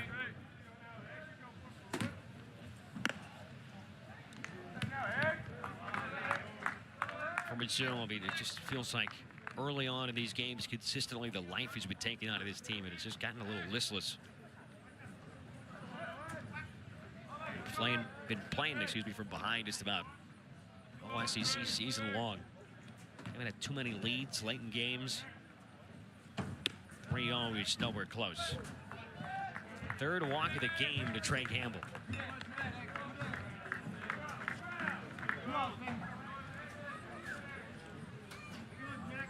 The shortstop, number 7, Jackson Willis. Gamble can get on at the clip in which he is doing right now, which feels like it's a lot to ask for, but the sample size is not small at all anymore. Willits, Carmichael, Christensen, Watt. You just feel great about this offense going forward. And a lot of talk entering this week about maybe their inability, sitting at 13th in the conference, despite the record in home runs, but I don't know if they played that to rest this week. I mean, they're facing Mizzou in a generally hitter-friendly ballpark. But we'll see if this can be a jolt to the offense going forward. Power surge in Como, and 2-0 count to their 2-home man. He's doubled, been hit by a pitch and singled in this one. Scored all 3 times he's reached. Entered the series with 9 home runs. Still looking for that 10th. Saw Carmichael get his 10th in the first. This is smashed. It's a fair ball up the line and right. More extra bases for Jackson Willits. Gamble humming around third. No throw will come. It's 10-1. An RBI triple for Jackson Willits. His third 3-bagger of the year. Got himself in a good count. Able to sneak this one down the line. This is triples heaven here at Taylor Stadium. And OU adds another one. So we were on Psycho Watch earlier today. Well, Jackson Willits now has a single, a double, and a triple. Hitter-friendly day. He'll certainly be up there at least one more time. So all he needs is a homer. It'd be a sweet way to end it. Remember, was it Carlos Gonzalez is the grand slam to end his cycle for the Rockies? That's one of my favorites. I called a game in the minors a few years ago where guy needed a home run, and it was a walk-off home run to get the cycle. Unbelievable. Nick Lofton, Okay. Royals organization. It's a cool sight.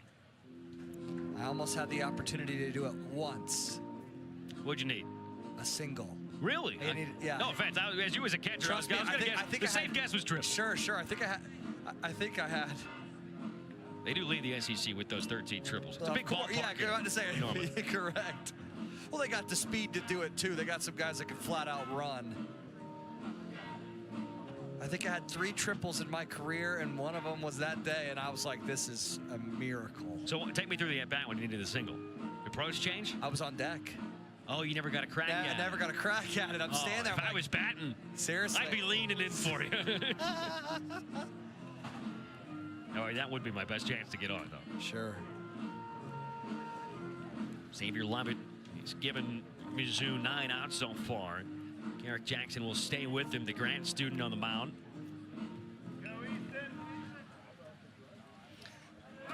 Okay, now we've been in this situation previously.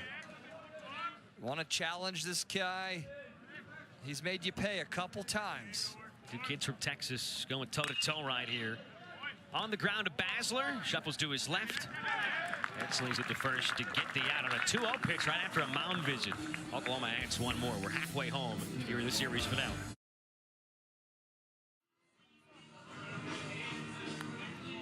Oklahoma dominance continuing. They're up 10-1. They've out-hit Mizzou 8-3. That's what I need on top of my head. That's what I need. They've been to a It's few keeping OU the air baseball. perfect. Correct. They've been to a few OU baseball games. I mean, they know these parts. It's always super windy here. There's rain in the forecast later tonight. We were thinking when we woke up this morning, we might get to a point in game 2 where it starts to rain. Rain all night long, it looks like. Overnight, that is, and into the morning. We need a couple cups of coffee over there.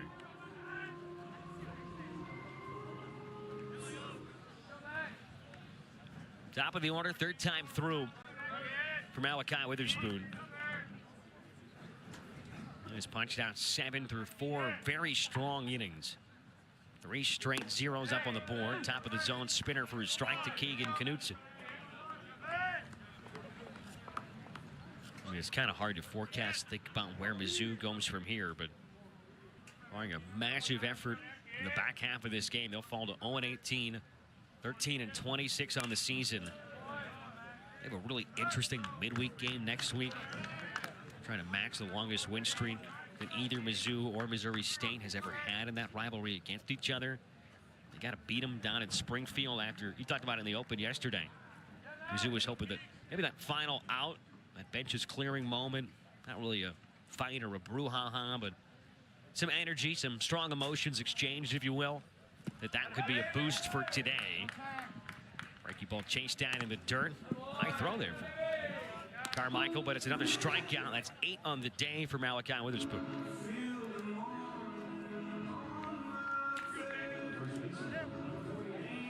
Keeping the off-speed simple.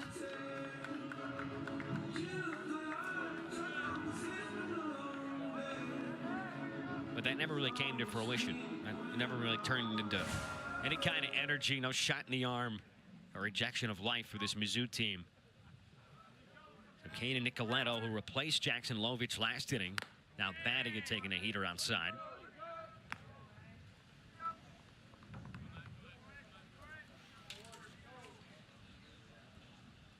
We saw Nicoletto in game 1 today, but we saw him on the bump, throwing predominantly breaking balls, and he was getting hit quite hard.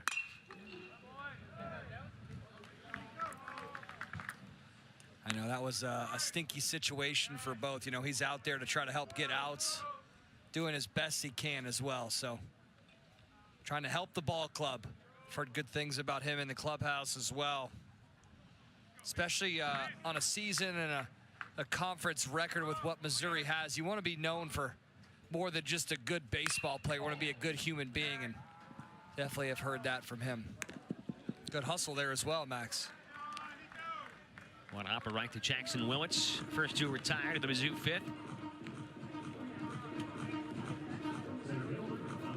Yeah, I mean, we know this is a tough place to recruit. As furthest north, you're going to get in the SEC by a wide margin. It's cold here in February.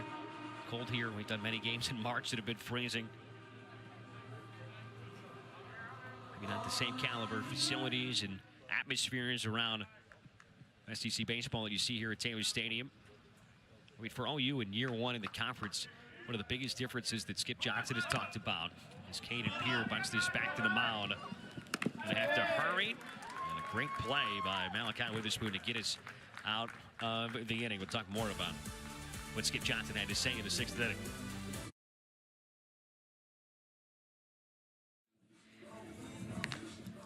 Sunday afternoon, the SEC Men's and Women's Tennis Championship matches are right here on the SEC Network and the ESPN app. The women's coverage begins at 1 Eastern from the Yarborough Tennis Center in Auburn, Alabama, followed by the men who are in Columbia, South Carolina, at the Carolina Tennis Center, aptly named. Conference champs will be crowned on both the men's and women's side. You can tune in at 1 for the women, 4 for the men. It should be a very exciting Sunday afternoon of SEC tennis. Now stay away from the tennis puns here at the top of the 6th, unlike game 1 today. I think everybody at home probably thanks you. Sam Christensen to start things off. Lovett's still out there. This feels like the kind of effort that Mizzou would have loved to have in the first game or the second game. Someone coming out of the bullpen and able to limit the damage and exactly. get outs. Might have earned himself another longer outing here, maybe midweek. That could well be the case. 3 1/3 innings, 3 hits, 2 runs so far against the grad student. One leaks a little low and away.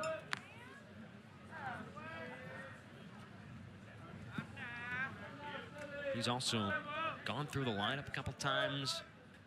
You can imagine a guy with his arm slot, his arsenal. We having more trouble with that. Second time through, this is in the air pretty deep out towards left center field. Corralling it on the warning track is Caden Peer. Long fly out off the bat of the Sooner right fielder.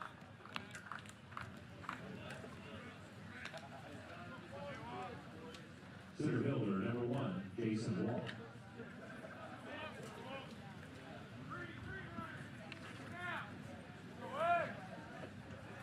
Now, OU well on their way to accomplishing exactly what Skip Johnson would have loved to see this week. They were looking for a win on the road against an OK State team that's a little bit beleaguered by injuries. They routed them 11-1 in 8 innings. They have rounded Mizzou the first 2 games and through 5 innings of game 3, looking for a 4-0 series in which they might not have to use much of the bullpen because they're not playing 9-inning games.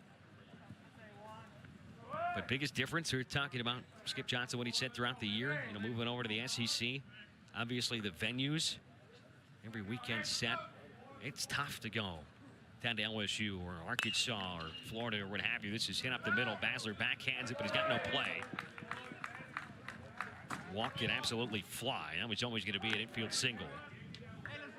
First hit of the game for Jason Walk. But also just the caliber of arms coming out of the bullpen. That's something Mizzou is lacking right now here in 2025. But you look up and down the SEC, and you got guys consistently coming out of Penn, throwing mid to high 90s with excellent breaking pitches and put-away pitches. And it's just different caliber kind of arms in high leverage spots. It can be so difficult. I mean, you had talked about on the call with Carrot Jackson earlier this week. We mentioned Mateo Cerna's struggles, but he's had so many at-bats lately where it's been him in a really high leverage spot for the man on the mound who is just emptying the tank. Maybe man on third, 1 out, or man on third at 2 outs. And just difficult situations trying to produce good at-bats. Just to echo your point, man, this league's tough to get hits in, number 1. I mean, where do you think you're gonna get a hit off the Friday guy, the Saturday guy, the reliever? When you look at the earned run average of the bottom 5, and obviously the biggest point there was really the gap between last and second to last. You don't have a lot of breaks in this league.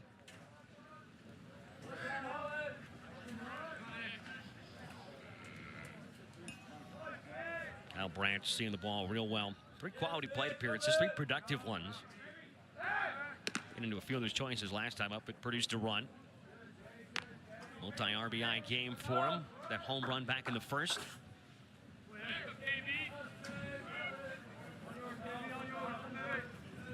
Homer on February 14th, and then a next one on April 18th. It was a close play at first.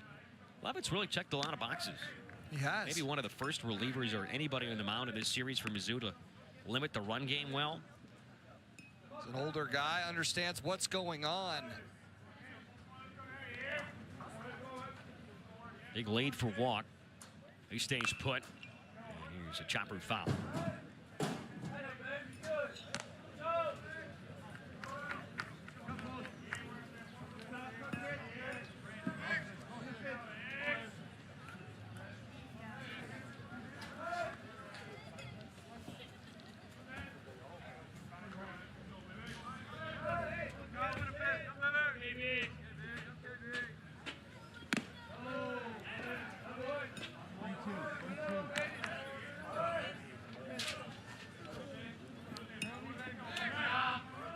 .72 pitches from the first bat out of the bullpen. Newbeck couldn't finish the second, but Lovitz did a nice job since. Lovely strikeout or a ground ball right at an infielder here. Right-handers 3-2. There is a ground ball right to the third baseman. It's bobbled by Patterson. Throws to second. It's low and not in time.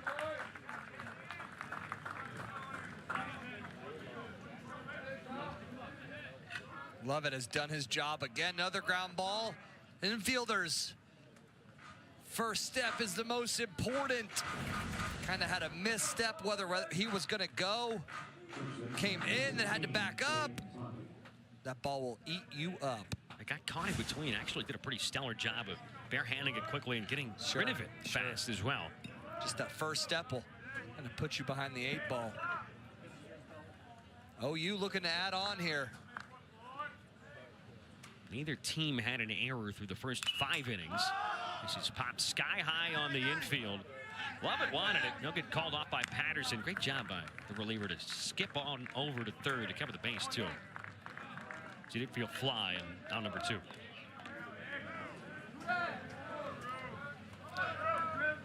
That was my pick to click from the beginning of this game. He has popped a couple balls straight up, just missing pitches. No, you still got 1 out to play with here. Looks like they did go E5 against Patterson. Took a long time to get that up on the board. But so that is the first error of the game for either side. Drew Dickerson now settles on the outside corner. Ground out to first, strikeout swinging, and a ball that traveled quite a ways over the scoreboard in left center. Second homer on the year for a true freshman, hitting .320 now. Ow. Oh. I think that sound was actually it hitting Cerna. This should be a pass ball when there's men at second and third. I don't know if that was a cross out, but that didn't look too clean. Yeah, I think it was maybe just a heater in that just kind of kept running away from him.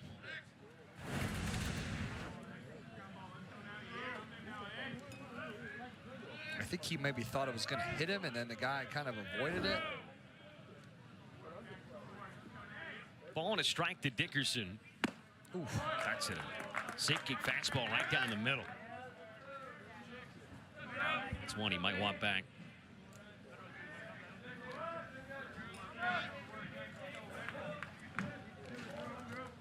Dickerson on the year hitting .350 with runners on in scoring position, but just .136 with 2 outs. Got a chance to produce here. It's a good stop on the ball low and outside.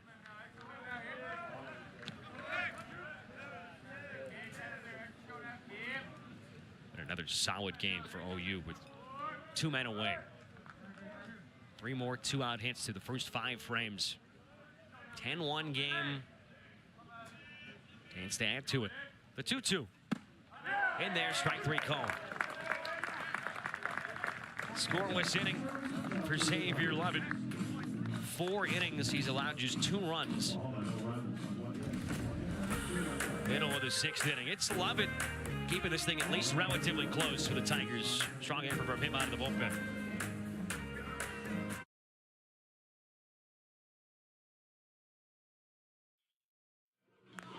Look at some of the headlines from last night across the SEC. Comeback effort, victory for Vandy at home versus Georgia. Georgia's next 2 opponents are Oklahoma and Mizzou. South Carolina gets the complete game from Stone. Less than 90 pitches to do so. Texas A&M 6th straight SEC win. They have won 8 straight overall after winning just 1 of their first 10 conference games. South Carolina also beat number 11 Ole Miss earlier today, 7-2 the final, as Jason Bowden enters replacing Malachi Witherspoon. Texas A&M did lose earlier today to Arkansas. 11-5 was the 2 finals from earlier today. Outside of our one here, there was 17-7. So Bowden 17th appearance. ERA at 6.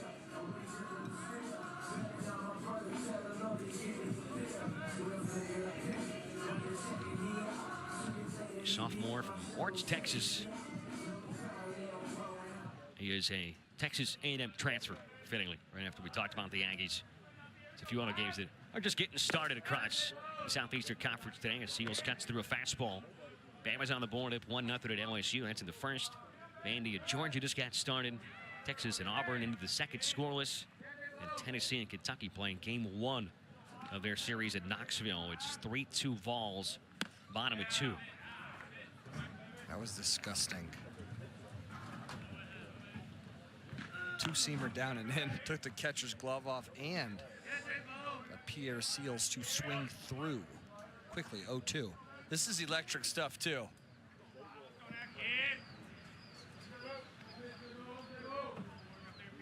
Bonen's a sophomore who was last year in high school at 74 Ks and 40 in the third innings. It's more velo from Oklahoma. Coming in 95. There's 8-1 after 2 innings. This feels maybe a little bit to Sooner fans like Tuesday's game where they just jumped all over on OK State. Took their foot maybe off the gas just a little bit in the middle innings and then came on at that huge grand slam from Jason Walk and laid that one to rest in 8. Seals had an RBI single his first time up, was Cade the next time. So one of the biggest areas for improvement that Skip Johnson was talking about for the man behind the plate, who's a 3-year starter in Easton Carmichael, was his ability just to grow in his leadership role, but also commanding his staff. And this year having to command a ton of new arms, so they lost 55% of the pitching from a year ago. That strike 3 called as he'll whip it around the horn. One batter fakes one strikeout for Jason Bonin, but kind of like the strong hands and the framing ability of Carmichael. It's a good strong heater here. Catches the corner.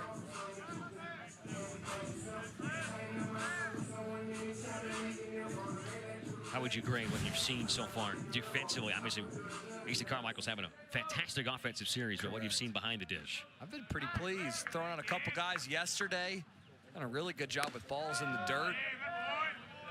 Like I told you, I've said many of times, when you don't notice a catcher, that means he's doing a really good job. That's the way I look at it. When you start to notice, usually something's going wrong.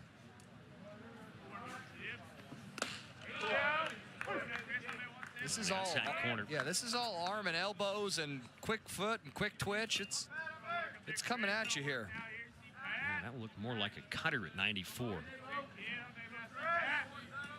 Chris Patterson trying to do a double play and walk so far today.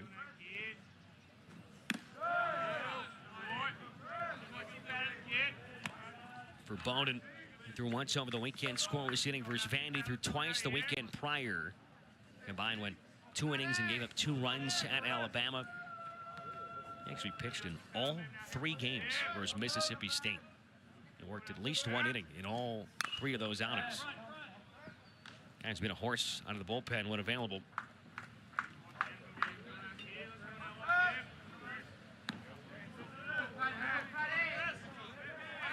And Dylan Crooks, you know, imagine he'd come in at some point, even if it's a very low leverage situation, which could well be, but man, he's got 15 appearances. That's tied for 3rd most on the team. This is number 17 for Bowden. It's tied with James Hitt, who made his 17th appearance yesterday for the team lead. Anderson on the ground towards 3rd. Nice backhand deep from Willis. Long throw, and it's in time.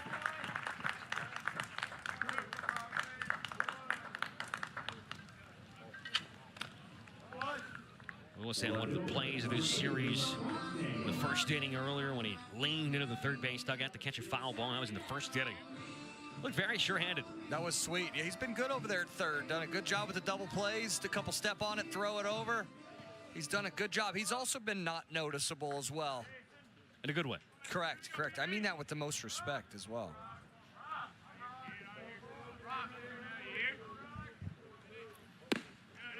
But Crooks, who's 2-0 with a 1.31 ERA. He's been the man out of the bullpen. Got those 9 saves, 9 of the team's 10. Haven't seen him yet here at Columbia. But only not always a great sign, but it's a very good sign when you're winning by such a wide margin. You know, Coach Skip Johnson's got good feel of his ball club, where he might try to just get him an inning of work in for sure. It was funny. It was funny talking with Skip Johnson earlier today. You and I, not a big fan of the doubleheaders. He likes getting guys practice time, and you don't really have that kind of ability when you get a schedule like this, where it's just games all day long and a very quick turnaround after. Keep in mind, we started at 7 p.m., finished after 10 locally here a night ago. But he's thrilled to have a couple days off for these young kids. over the weekend, not playing on a Saturday or Sunday.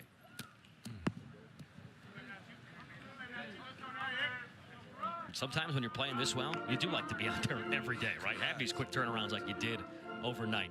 Baseball's got that feel to it. When you're playing well, just keep playing. And unlike football, might need a break or a rest.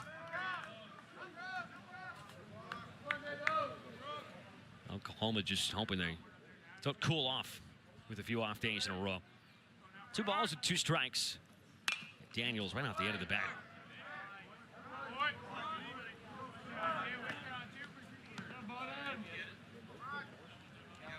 Rock got hit on the right shin by Malachi Witherspoon his last time up, stayed in the game.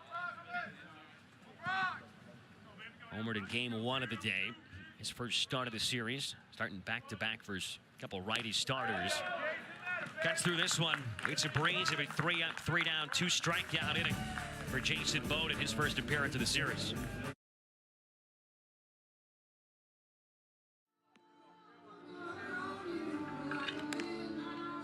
(10-1) Oklahoma. They have run away and hit with this one after 8 runs across the first 2 innings. All produced on the backs of 4 home runs. Ben Smith will make his second appearance of this series. We saw him yesterday out of the bullpen. Xavier Lovett with some great relief work. Ben Smith last night went 2/3 of an inning, gave him 4 runs on 3 base hits. Between him and Seth McCartney, there were just way too many free passes late. 9.31 ERA. This is appearance number 18. 10-1 the score, so it's a 9-run lead. And Oklahoma certainly has a chance to try to end this one early like they've done in each of the last 3 games for them. First 2 games included in this series. Dawson Willis, Trey Campbell, Jackson Willits. 9-1-2 the scheduled batters for OU. Leading off for the Sooners, third baseman number 5, Dawson Willis. Willis looking for his first hit. 9 hits in this one for Oklahoma. He had 18 earlier today. He had 15 yesterday. There's 34 runs on 33 base hits across the first 2 games. Also got 10 home runs in the series.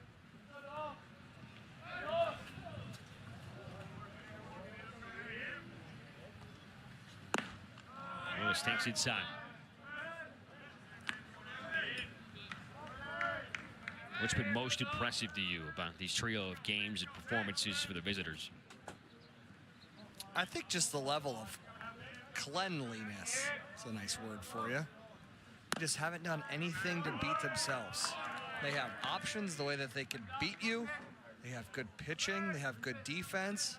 Everybody knows their role, where instead of looking around and being like, oh, what do I need to do? What do you need to do? Well, what do you do? Everybody knows their role on that Sooners team. This ball smoked to the gap. I think it's a triple off the wall. It was high up on the wall, too, from Dawson Willis the other way. It's a stand-up leadoff double. I'm a big fan of that kid, man. He can play a little bit.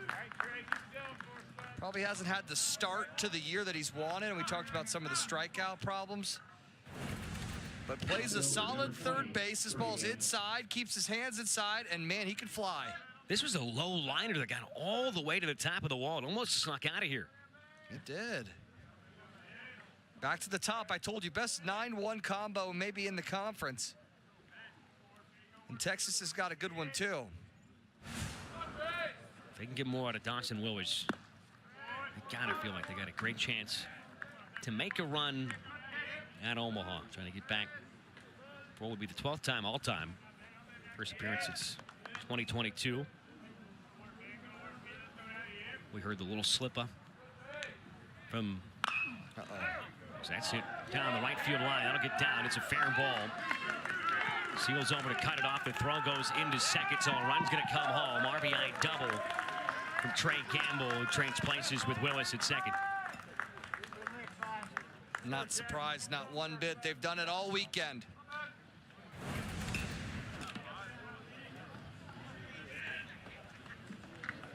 A little bit of a cement mixer, change of speeds, breaking ball. Number 7, Jackson Willis.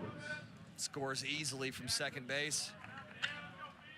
Why stop at first? He's going to go ahead and take second base with no outs here in the top of the 7th.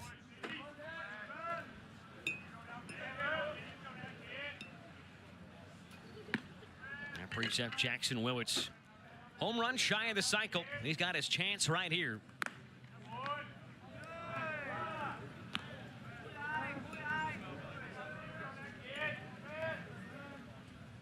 They've got that 10-run lead now, and a bonus run standing at second. It's a bit of a hanger at 76. Needs a homer. Be quite cool to see it.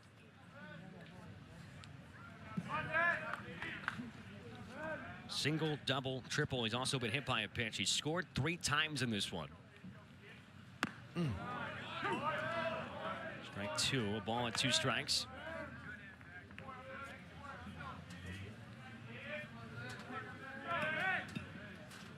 .340 with 9's pretty cool.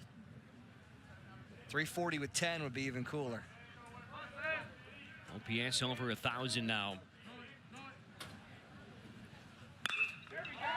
It's not the home run for the cycle, but it's another run-scoring base hit for Jackson Willits. A 4-hit game.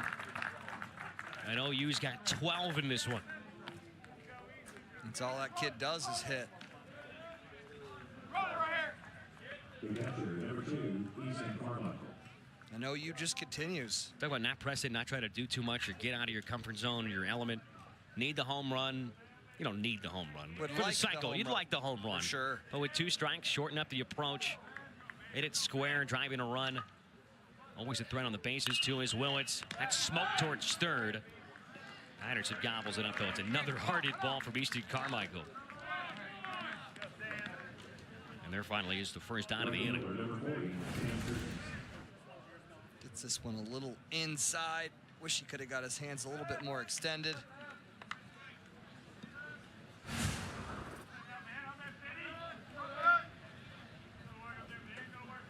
Sam Christensen, 1 for 4 with that 3-run bomb. Came back in the 2nd inning. Backdoor breaking ball for a called strike. 10 homers, 40 RBIs. Oh, rather, that's Carmichael on the board. About to say, I thought there was only one guy with 40. He's got to be close. 6 home runs, 27 RBIs.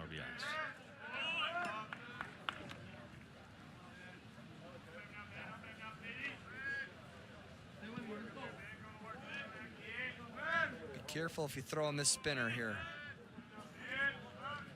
Oklahoma hasn't trailed all week long. That's going to be another extra base hit. Christensen delivers one down the right field line. Willits will get the stop sign at third. It's the 3rd double of the 7th inning for OU. Not much to talk about anymore. OU will just do all the talking for me. Another ball in the middle of the plate. Smoke to right. We talked about the way he runs. He almost got to third on this.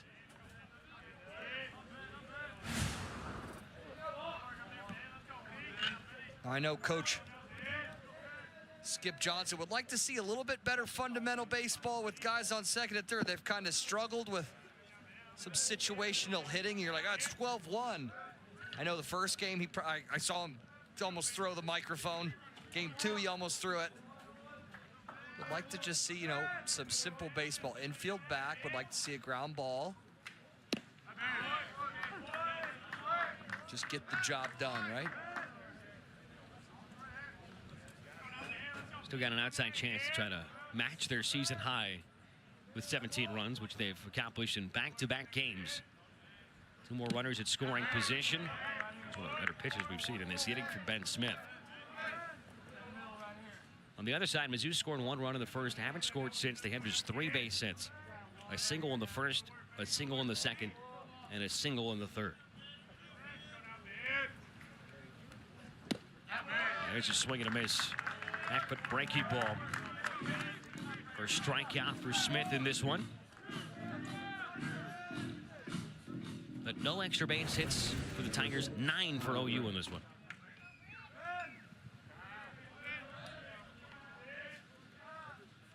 kind of what you were talking about. Did you see him? Did you see him behind it? We could run that replay back. Coach Skip Johnson is not too pleased. They've gotten a ton of clutch hits, but there have been moments where you felt like they were set up for another massive inning that's kind of been a little evasive. Let's take a look here. He's like, dang it, again. Just a small little I think he wanted grimace. to clap, but then maybe he wanted to put his face in his hands. Not showing anybody up, just, you know, he knows those runs are going to matter. They don't matter, maybe not today, but you're exactly right. Further down the road, put it in play. Look, that blood is boiling there. He's happy with the way they've played all weekend, but he knows what's going to get him to Omaha and what's going to help them win. He might not show and wear his joy on his sleeve, but he's got to be happy with the effort given. Correct. One of his complaints entering this series was how they came out lackluster on Sunday versus Vandy. They got run off the field at home when they were going for the sweep. Going for the sweep in this one, and they have left nothing to question. 12 runs on 13 hits. Malachi Witherspoon in line for the win after his twin Kyson got the win earlier today. Should do it for the inning. Right side of the infield. Nicoletto gives way to Basler. 2 runs come home in the 7th on 4 base hits, 2 stranded for OU.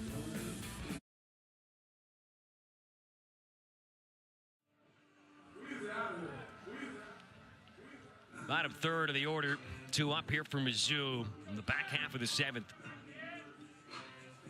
We might not get much further than the stretch in this one. Upcoming schedule for what the Sooners have in store midweek versus Oral Roberts. Always a tough club before they head to Georgia, and Ole Miss and Kentucky looming as well. So it's back-to-back road trips in conference, including this one. Then home for one before they're back on their road travels to Lexington. Cued off the end of the bat. Slow roller to Willis. 1 away.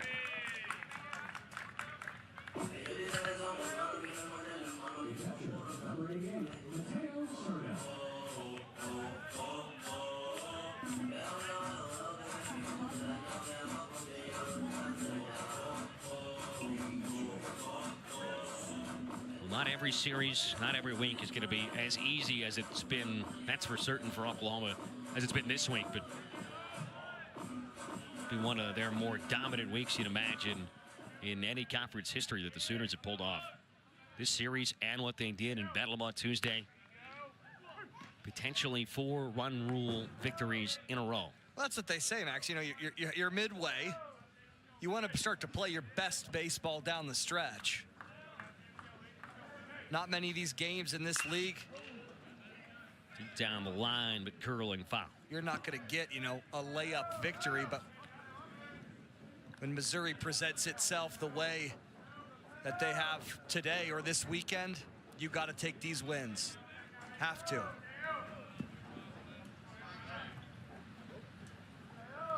You know, Missouri's season hasn't gone the way that anybody's wanted it. Even as a Missouri alum talking to you here, you're going to go through some of these growing pains with some of these young cats.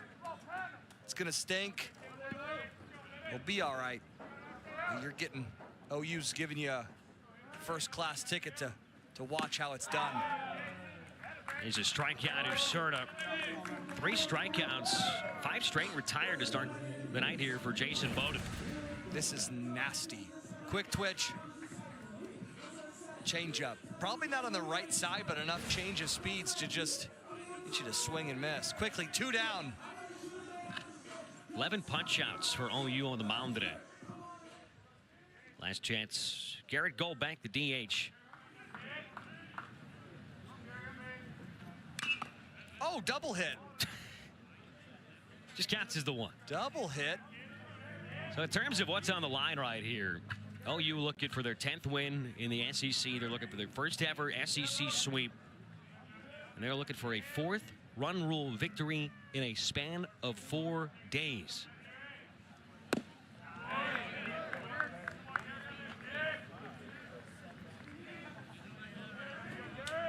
Malachi Witherspoon going to join his Dwight Kyson in the winner's circle, if you will, today. Do you think he gets his sub because he had more punch outs? He gets an extra sub. Oof, it's nasty. Gets the supersize. Sure, sure. It's going to be a very nice travel back to Norman for the Sooners. They are on the road versus a very tough Georgia team next week. That'll be a great weekend matchup after a few days off here for Oklahoma. On the ground over towards Sturt, cut off by Willis. And it's it time. That's your ball game. 4 straight run rule victories for Oklahoma. The Sooners get their first ever SEC series sweep. Very, very impressive. I'm all out of ideas, all out of thoughts. What we watched this weekend from OU was, bar none, very impressive. 46 runs scored by Oklahoma in 3 games. 10 home runs over that span as well. And they only gave up 1 run in this one, allowed